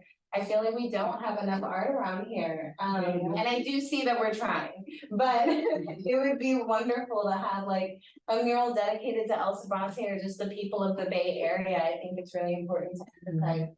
Well, Triangle Works will be delighted to work with you on that. Yes, and then I was also a part of the meeting last week when we were talking about planners, and I know everyone has been raising awareness about how open our windows are. And that can be a concern, so I was interested in potentially getting those planters to maybe be in front of our store. Get some jardiniers, yeah, so people can't drive through your plate glass. Exactly. We want to maintain the store. But you can do it in a pretty way instead of an ugly way. Exactly, I feel like it doesn't have to be those really ugly yellow barriers that you see in front of all the other stores. Big jardiniers. Yeah, and I think that also is just emphasis on what El Sobrante is, which is green, you know what I mean, and we want plants, and I'm a big plant person. Maybe not keep them all alive, but we have people there for that, yeah.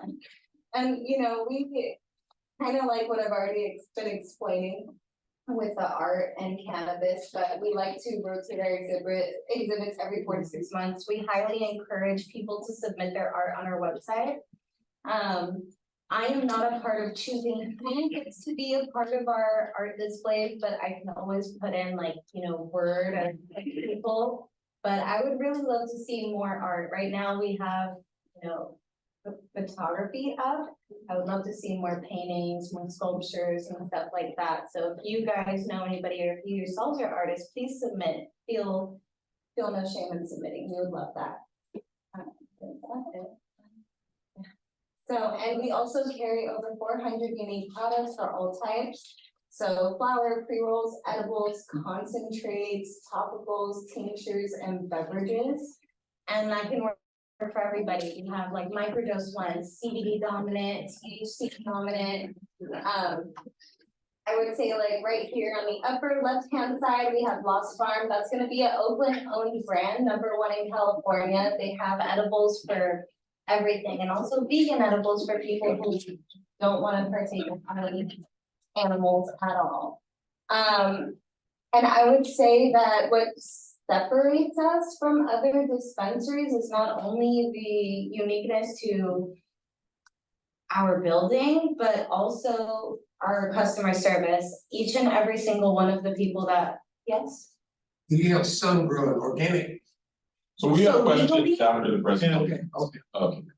Sorry. We're not gonna forget. You're all good. Okay. You're all good. Legally, we can't, again, it's so unfortunate. But we do have an array of different things.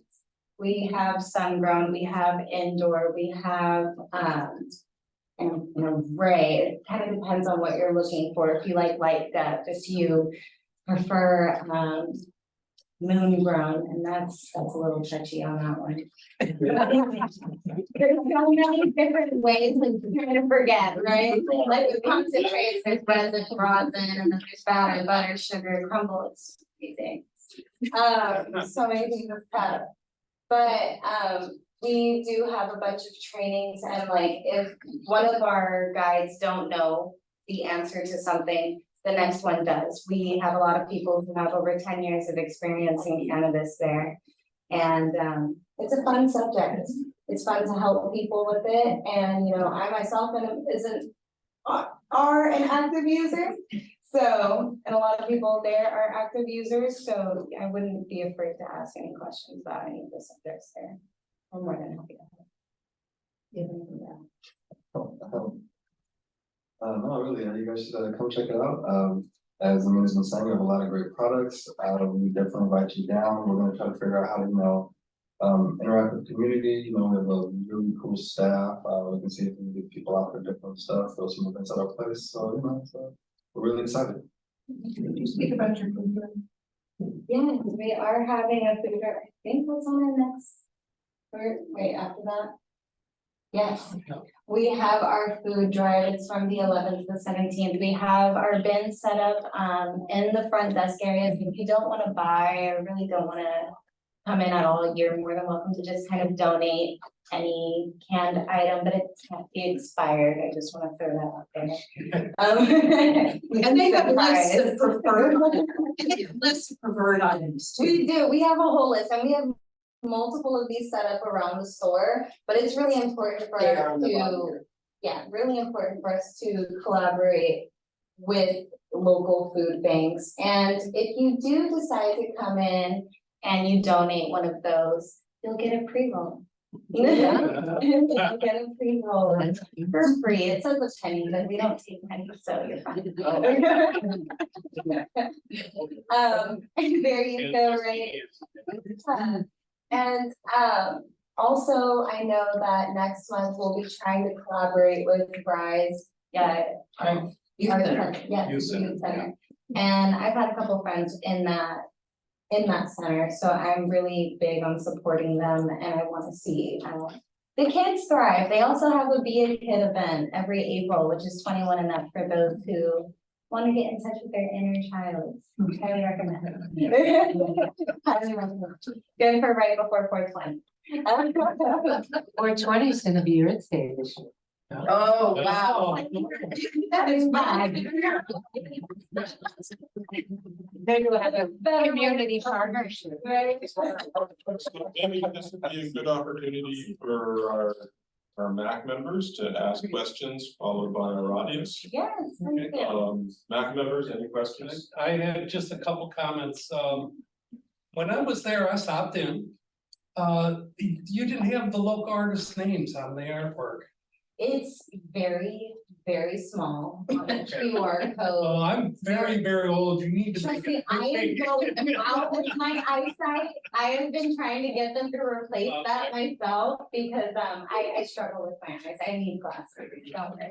And then I had just one more is, it was mentioned to me that you can see the sign going west on the dam road. Coming east, you don't know what it is. So it'd be nice to have a sign on the side. We're working on maintaining and keeping our sign, so we have a sign, but it just keeps flying up. Oh. So we're trying to find a way to keep it. Well, if you're on that involved with work.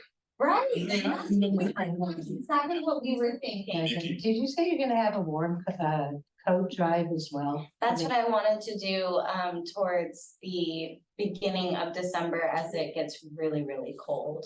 Just for men, women, children, everybody. No one excluded on that one. Yeah. Sure. And if you could stop sharing, Ronnie, so we can get the Zoom folks. Oh, it shrunk. Yeah, a lot of people left.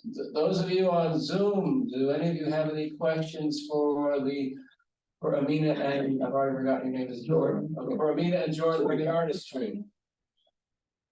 I don't see anything. Anybody in the room have any questions? We've got, wait, we've got, I see Chris. I think this gentleman in the. Who's first? Oh, you're first, okay, all right. Sun-grown, We have some grown, so chemicals. We have veganic also, so as Amina was saying, we're not legally allowed to say organic, so some companies they grow what they call veganic. So no chemicals, all organic inputs. Living soil. Accept like someone who has some organic, do you accept that kind of thing? that goes through our purchaser and that is centralized. Like we wouldn't necessarily make those decisions because it is a corporation that we have a whole team that decides that, but we have emails that if you want to email them your information and about your product and they can kind of go through you and facilitate that and what that would look like. And it has to be a license. Yeah. Correct, Yeah, yeah, it it is does have to be licensed. like, but yeah. Of course. Chris, then, go ahead, Chris. Yeah, it's just on the organic issue, the Department of Agriculture won't issue the word organic for any marijuana product, so they have to say equivalent to organic is equivalent or something like that. Grown. But it's federal. Vegan. That's hysterical. My question I know, right? is, has anybody got any headway towards getting a lounge, a consumption lounge, if this is.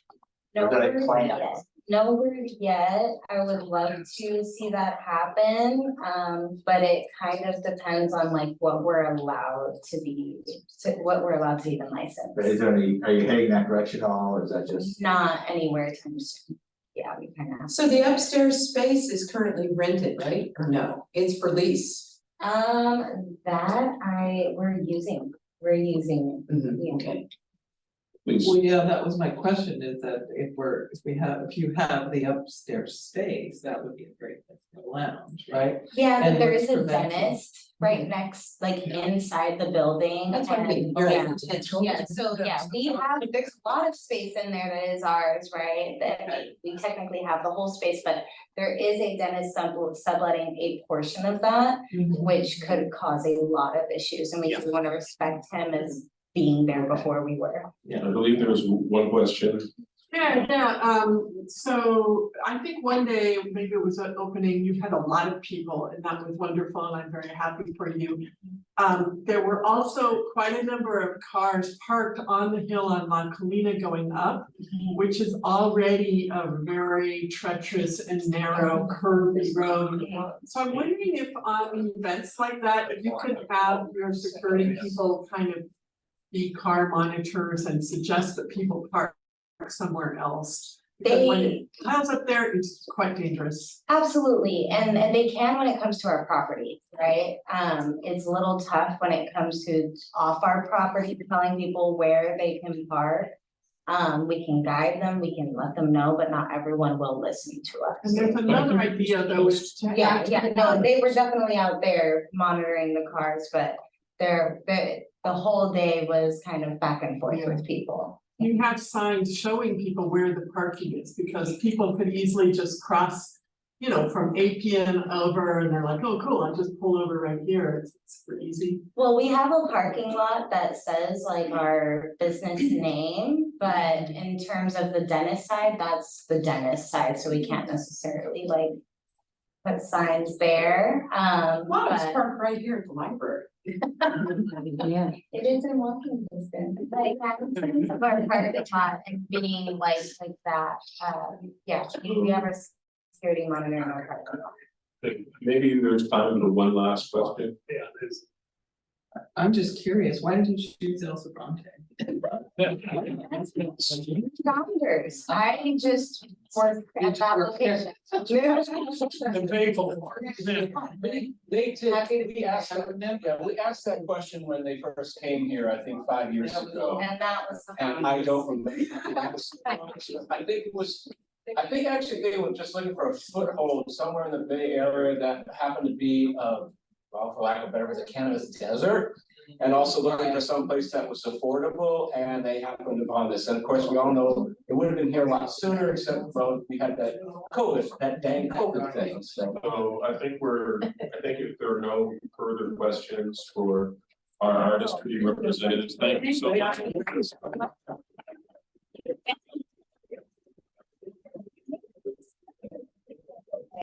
And maybe you open. Oh, we are open to. So, 50. is the architect for this county file number CDPR 23 00003 available? The architect or the owner for the project that we're going to discuss? Is the architect or the owner for this project on Zoom? Scott Galka? So it would be either Sid Sotoday. Sid Sotoday is the county planner. Scott Galka says. Yeah, so Scott Galka is the architect, and then Moreau, I'm guessing is the last name of the owners of the car wash. So is either the owner or the architect available? Doesn't look like it. So, yeah, I mean, I just think we have to convey that this makes it really hard for us to evaluate these projects, but to basically right now we're at the point where we're looking at discussion items, development plan applications, variance reports, building modification requests and appeals, etc., received in the previous month. from the County Conservation and Development Department. And so the file number in question, CDPR 23-3.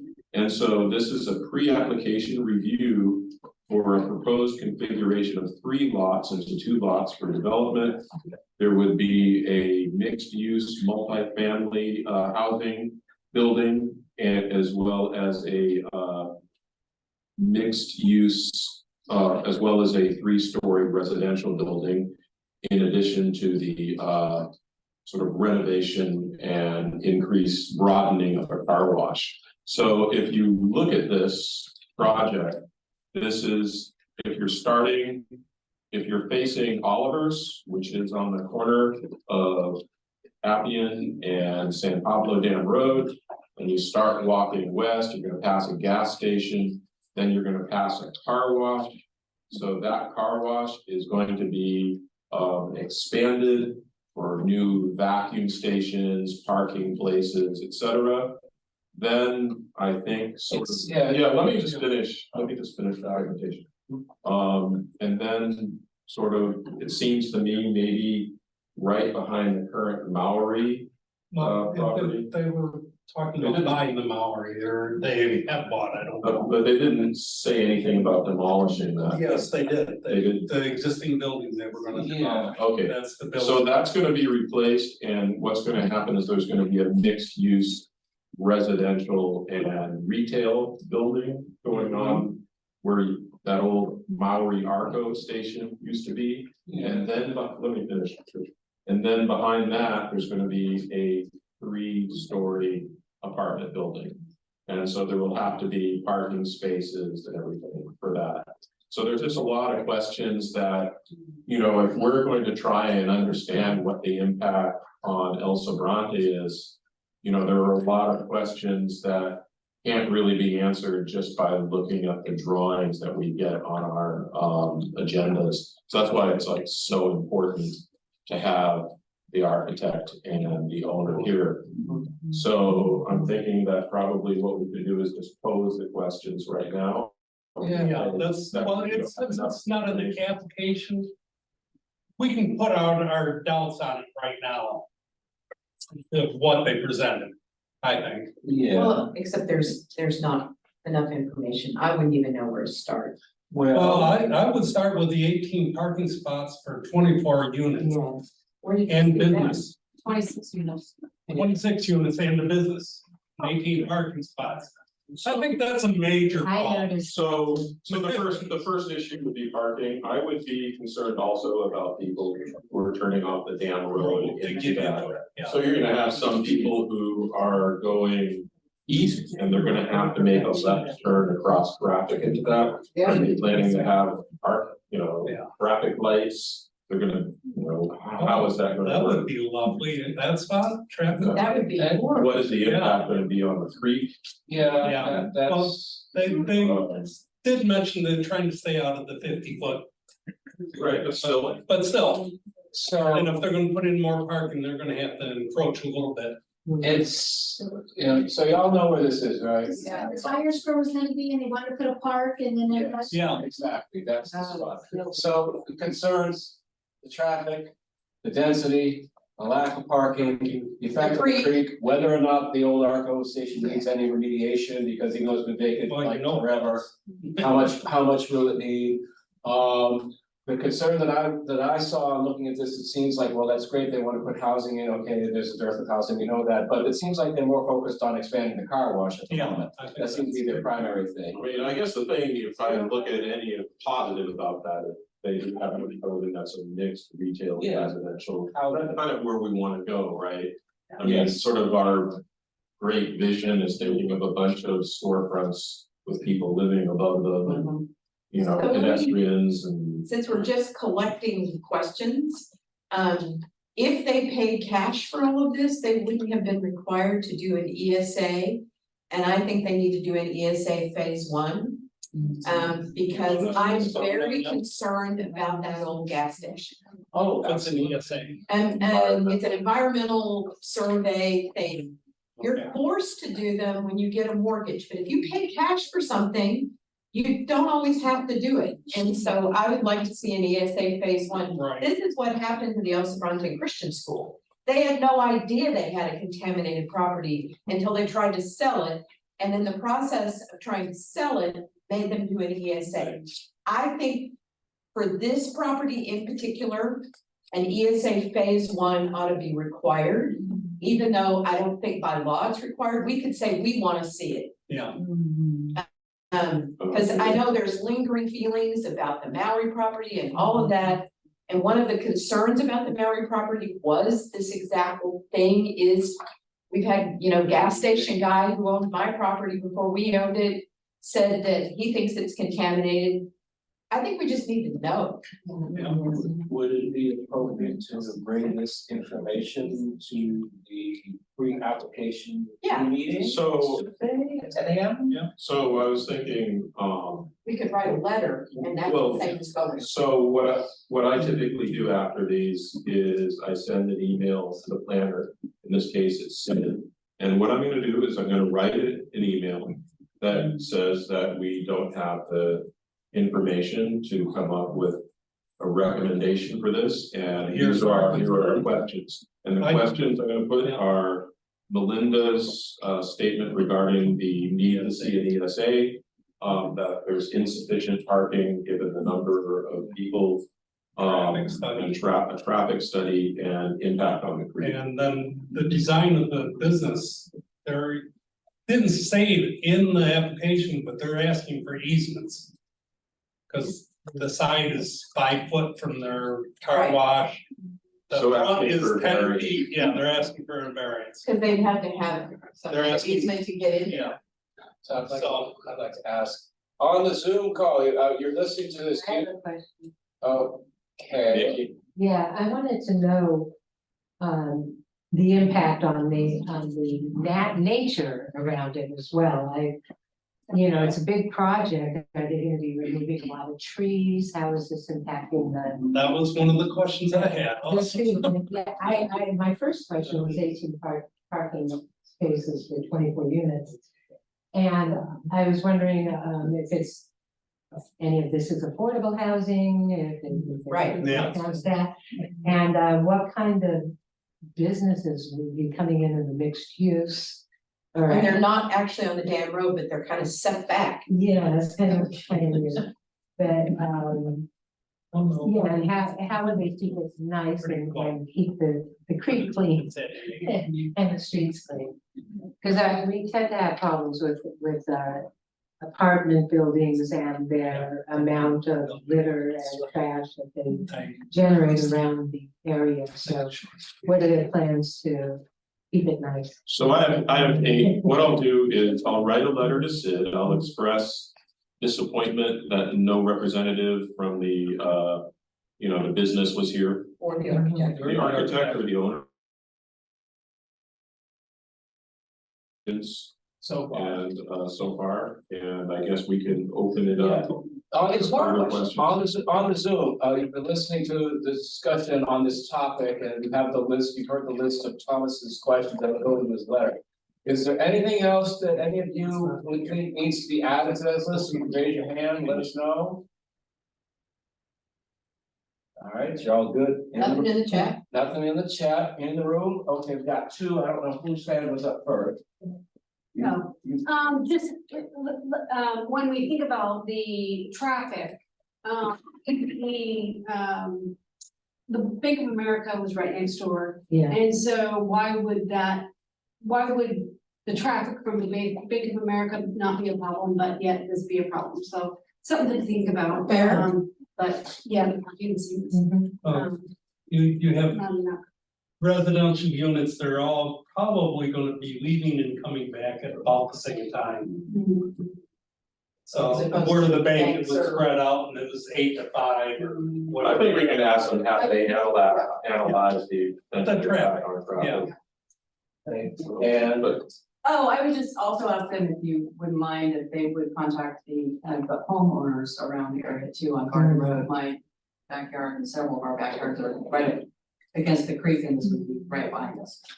Right. That's. Again, this is the That pre-application. would be through the planning process when they actually do go for land use. You would be notified. No, they do notify. Okay. Trust me. I can point out that a homeowner expressed concern that their property is facing. Yeah. Yeah. Bring us in on the process, it's a lot easier to bring us in now than. That's a very, that's an excellent What point. usually happens when they set the hearing is they're required to notify people within 500 yards of the property line. Wow. And they usually send a letter and you're invited to a meeting, and you can also send comments via email or a letter, or you can actually attend the meeting. I can tell you this because I've been on the applicant side of this experience and had people, who sent letters with questions, which were then answered in the hearing by the planner and other folks. No, I understand that there's that process, but Yeah. just to. Even beforehand. Informal. Yeah. It's, they would do that, because you say you live on Garden, and you've been there long enough, remember, there's that parcel between Garden and Lambert that you can develop over and over, same idea. So. And if they'd shown up here, that would have been that, wouldn't it? One more, yes, ma'am. Thank you. I don't know if anybody else feels this way, but can you also ask them to explain why they want to expand the car wash? Sure. Well, they said they wanted to add more like vacuum stations and stuff like that, but we use that car wash all the time, because it's more convenient than going all the way up to the the freeway. Yeah. So, Okay. they don't have like a place where you can, like that place on Appian Way, where you can go and vacuum out your car. So I think that's what they want. So they They're the do one have that's across the a street. dirt vacuuming. Okay. So I think that's the. Be nice, put stuff on. Yeah. I see the dyno, man. Dyno works for me. It's cheap, it's quick, and I'm in and out. So I think, I think I have a lot of information that can go into a response to the planner. So, unless there's something vital that folks want to convey to me, I'm pretty happy to move forward and go to the next Well, the item. last thing, the letter might be self-evident, but we still would like for them to show up at a meeting. Well, sorry about that. The last question is, they please show up at a meeting. So we'll go to so I'll consider this matter closed for now. I'll write that letter to the planner. So the next item is Just really quickly, would you tell them how many people showed up to this meeting? Because I think that's going to give them pause. Well, it's not just about that. But I know, They're here for but other things. nonetheless, this is a lot of people here who are committed. Take a picture of how many people are here. I mean, this No, it's got a bit. so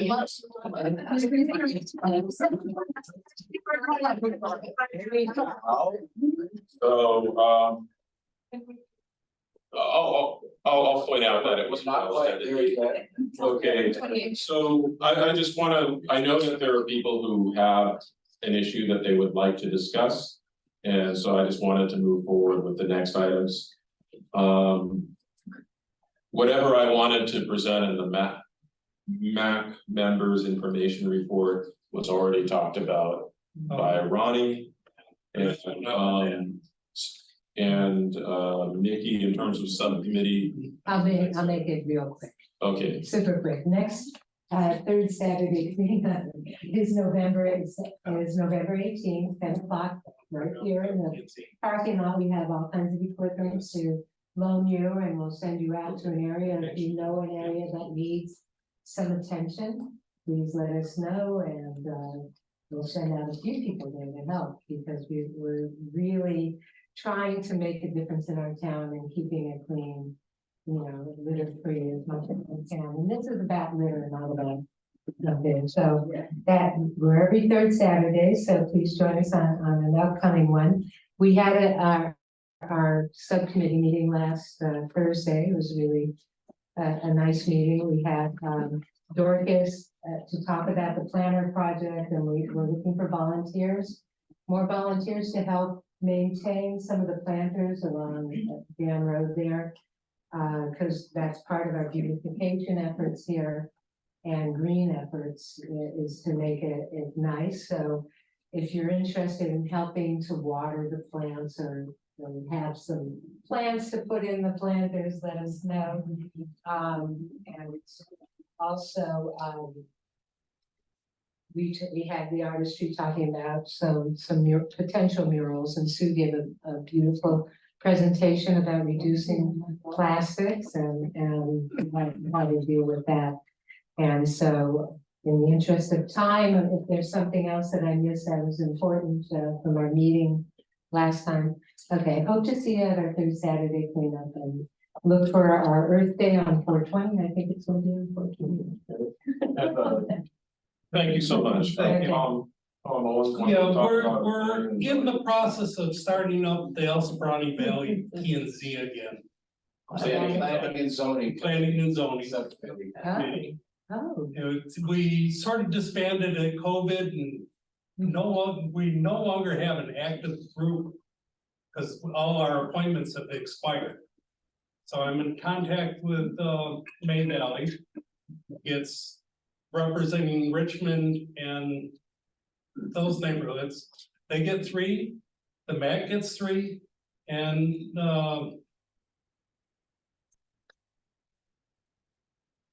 the Chamber of Commerce gets 3.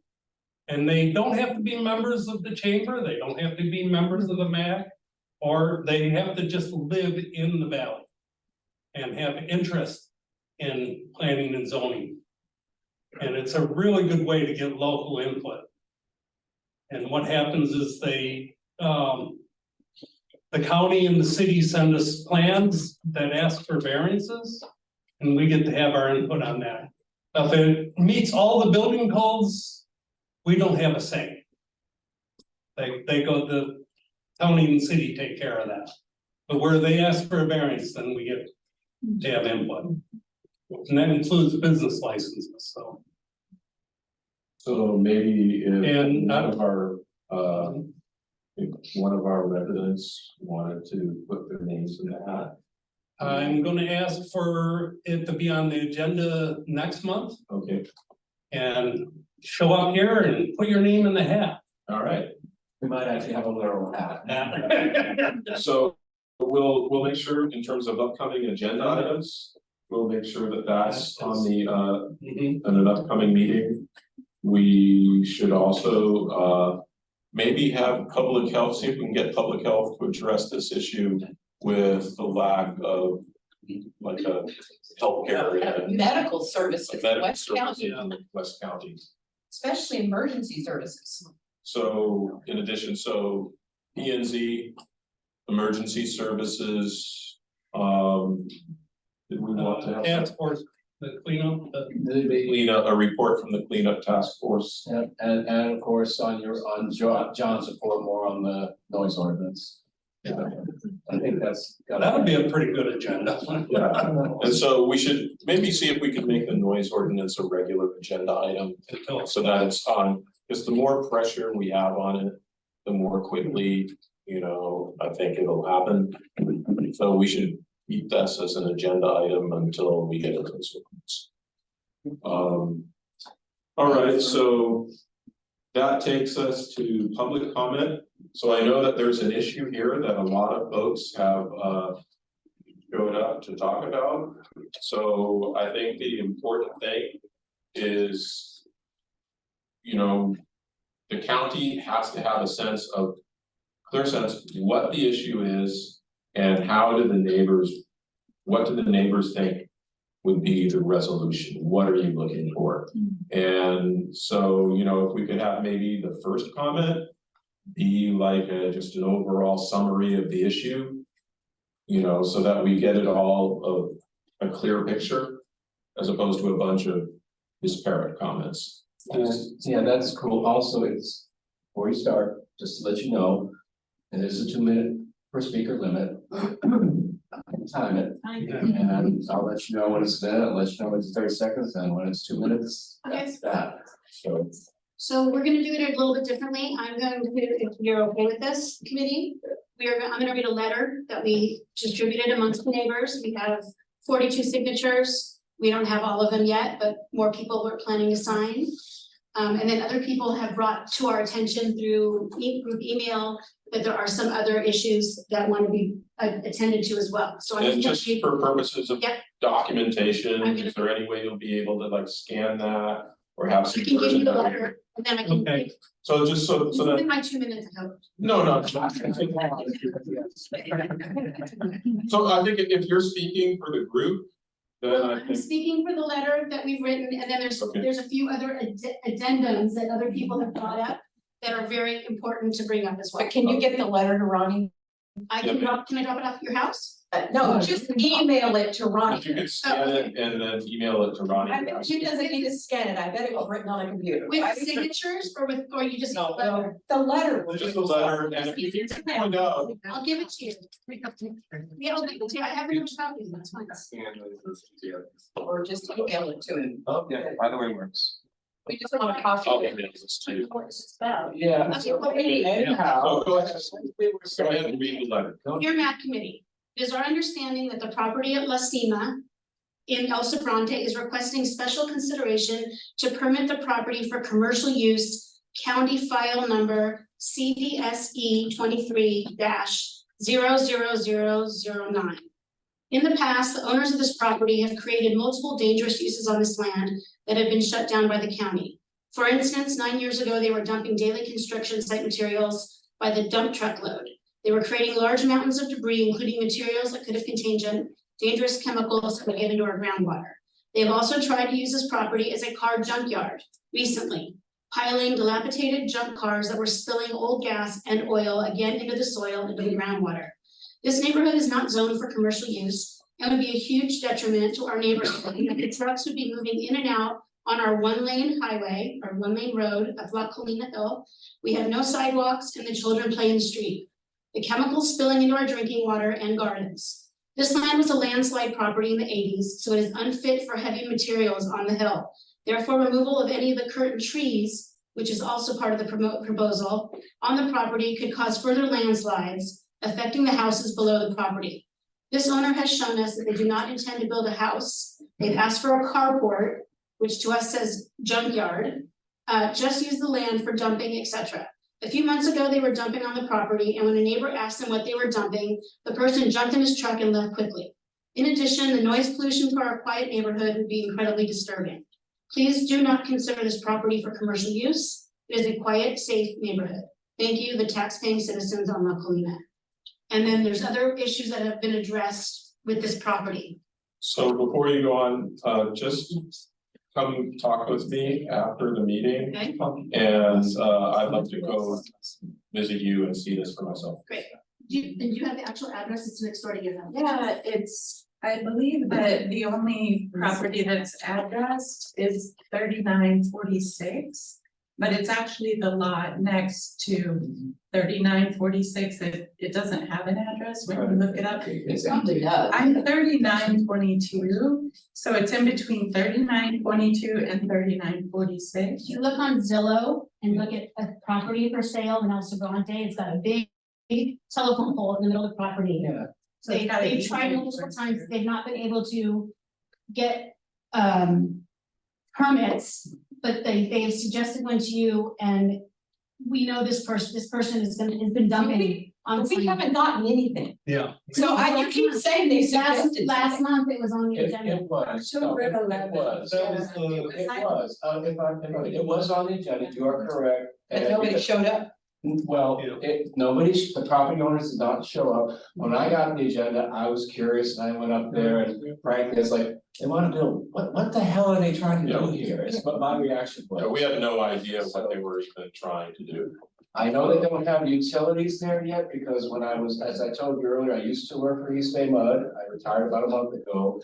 And they don't have water service. They're trying to get it. I know this because one of my doctors was looking at. No, I think they may have withdrawn, did they withdraw their? I don't know.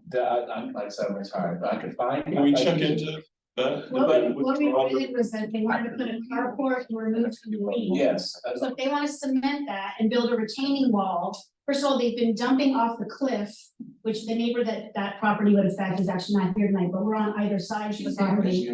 Oh, it goes in your yard too, not just in between us. they've been dumping truckloads of dirt, sneaking over the cliff to try to expand their property. This is all loose gravel and we're down below. Water slides, landslides, we don't even have very good piping through the neighborhood. All these people had flooding in their houses last year. So this is a really dangerous property for someone to be building on. And he bought it because he thought he can sneak in whatever he wants. You know, there was a real estate sign there for a while that said, build your dream home. Because he was trying to get rid of the property and he had a junkyard, literally a junkyard. What's his name? Raul somebody, I'm not sure his last name, but I wanted to speak to the issue of the landslides and the seismic liquefaction zone, just because the variant that he requested he did request for a main structure to be 0.4 foot instead of the 20 foot required. And already that street has drainage issues that we're trying to get addressed by West Waste. So is this Water heading on to La Colina? La Lima, actually, La Lima, which lost 29 houses in 83, along with the Hillcrest properties, or Hillcrest Road, and then lost 15 again in 1998. We cannot remove those trees, excuse my middle fingers. We cannot remove those trees. They are code protected for a reason. That we cannot adjust the variance because that is the way that the water is coming down the street already. If you drill foundations for the main property 0.4 foot from the road, that is like asking for our foundation to be messed with in the seismic liquefaction zone. They asked for a variant for 0.4 foot from the 20 foot requirement, and then also for the garage or the detached carport to be 10 foot as opposed to the 20 foot. And I propose that neither the 10 trees they want to cut or the 5 trees that are code protected for some kind of drainage issue. We cannot mess with these codes on La Cima. History has told us that.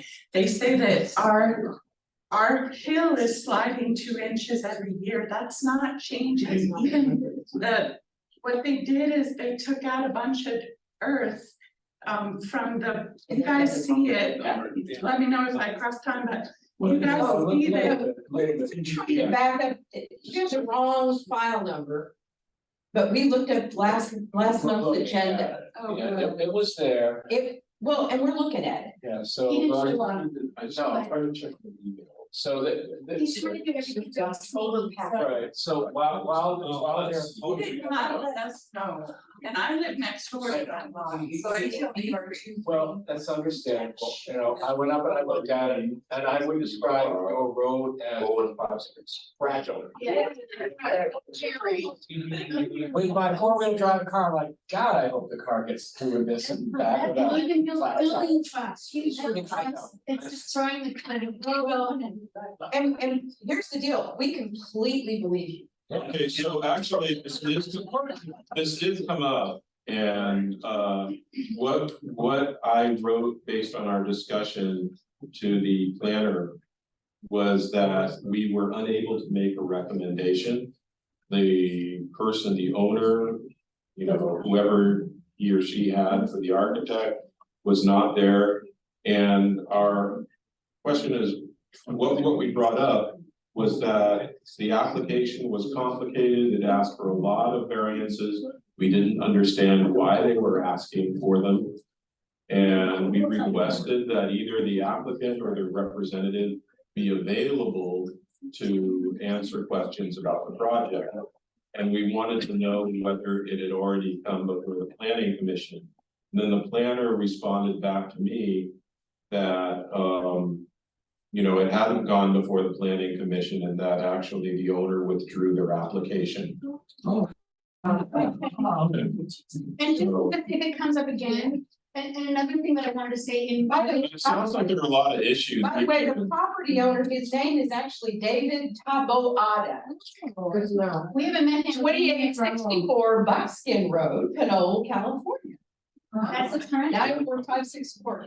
It's public information, we published it. That's not the property next to it, Right. that might be the empty lot next to it. 3947 La Cima Road. I think that might be the property behind your house. But the positive thing that. No, this is the description you gave us. Okay. So the positive thing is that the application's been withdrawn. Of course, they will try again, as I was talking with this lady about the Garden Road, Lambert Road, that parcel of land, I've lived there on Lambert for about 20 years now. I think it's been up 4 times where they've tried to, but well, we'll build this many houses, or we'll build this many houses, and we'll do this, and we'll do that. But, from my own perspective on this map, that proposal there is. But you might go to our website and look at our October packet, and you can see all their information and everything they tried. Now, the good news is they withdrew it, but this will give you more information about what they tried.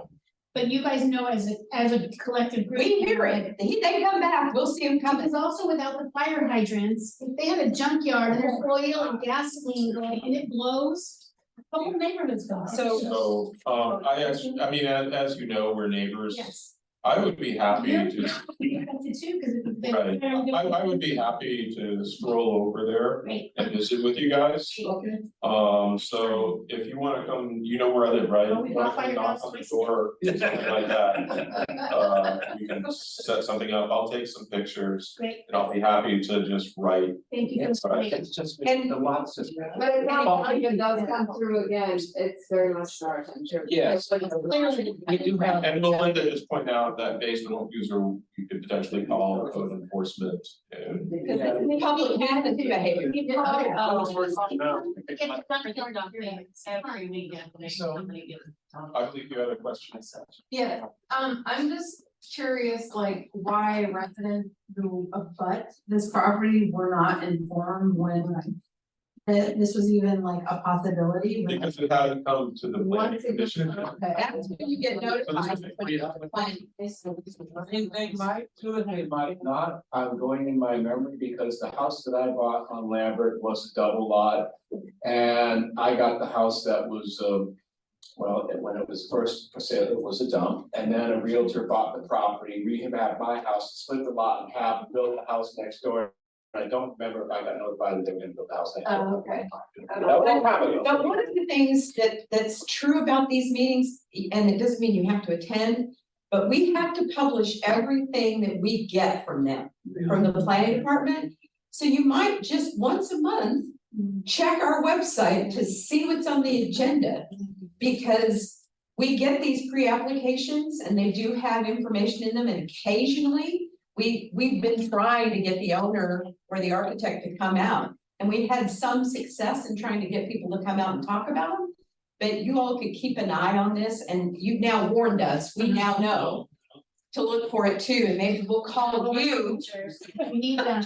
Right, and as Melinda says, it's on the website, so it says on the application, who is making this request, the owner. the And that's why I have architect. no problem saying his name out loud, it's on the website, It's public Yes, public knowledge. Emails, phone numbers, Not they're on doxing. there that you can make those suggestions directly yourself if you so should. You know, I'm glad you brought this, I'm not brought it, I thought y'all were here for the artistry. I really did. I did. But. I guess you gave me 3947, it actually across the street That's from. a typo. Yeah. It's a typo, it's The land that 3942, we're it's talking about. 3942. But that land, they tried last year or the year before they started terracing it, they were gonna build a huge apartment complex with no permits. And one of the neighbors caught on and called the county, so now it's gated. This is the gate we're that we're getting, that's why the like intense. Right. No, we get it. It's sketchy. Some of us, we have, also have that neighbor, Yeah. so we get it. Yeah.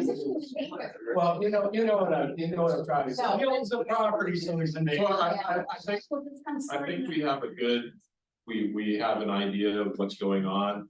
At least there's some resolution so far because the application was withdrawn. But, I'll certainly, we'll get together Yep. and I can send something to to the Supervisor Joya's office. And the Public and Works. To Public Works, Cause it's dumping and stuff. to code enforcement. So I think that's a resolution.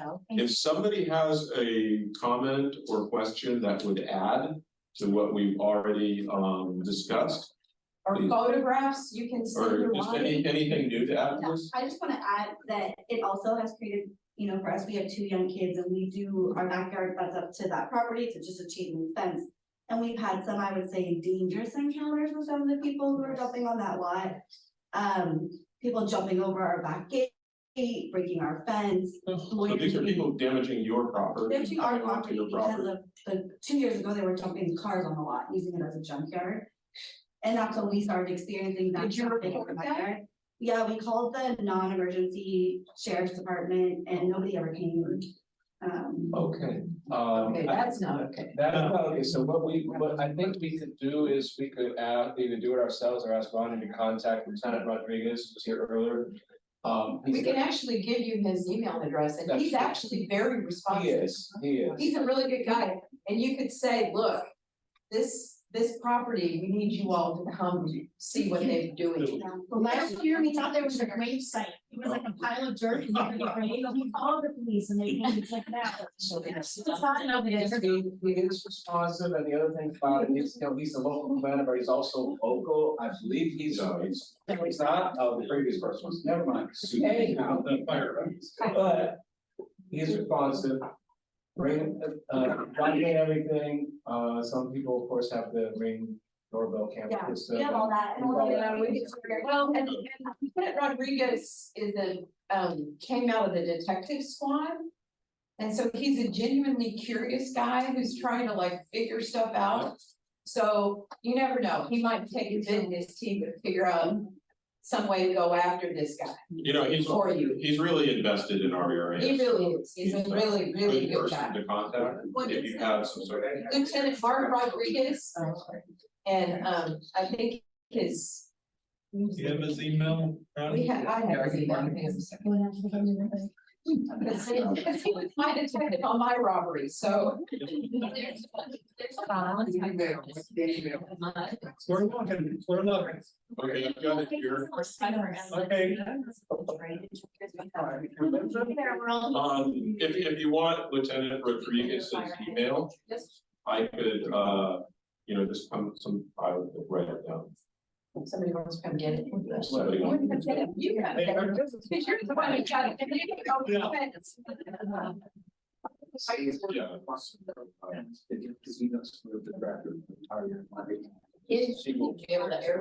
Yeah. Okay. I thought, isn't the Firewise Mark, the person that was on, for the fire department? That's a different guy.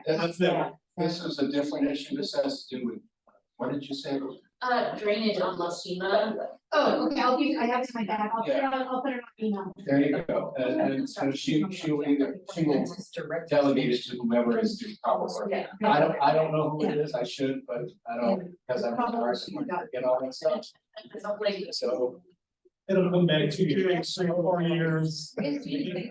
Is environmental health and code enforcement two different departments? Thank you so much.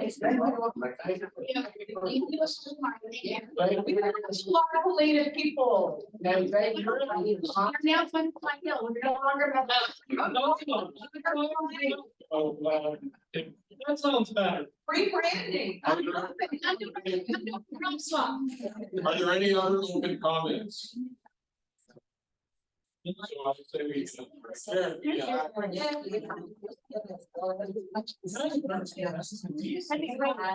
not, yeah, and then I'll send it.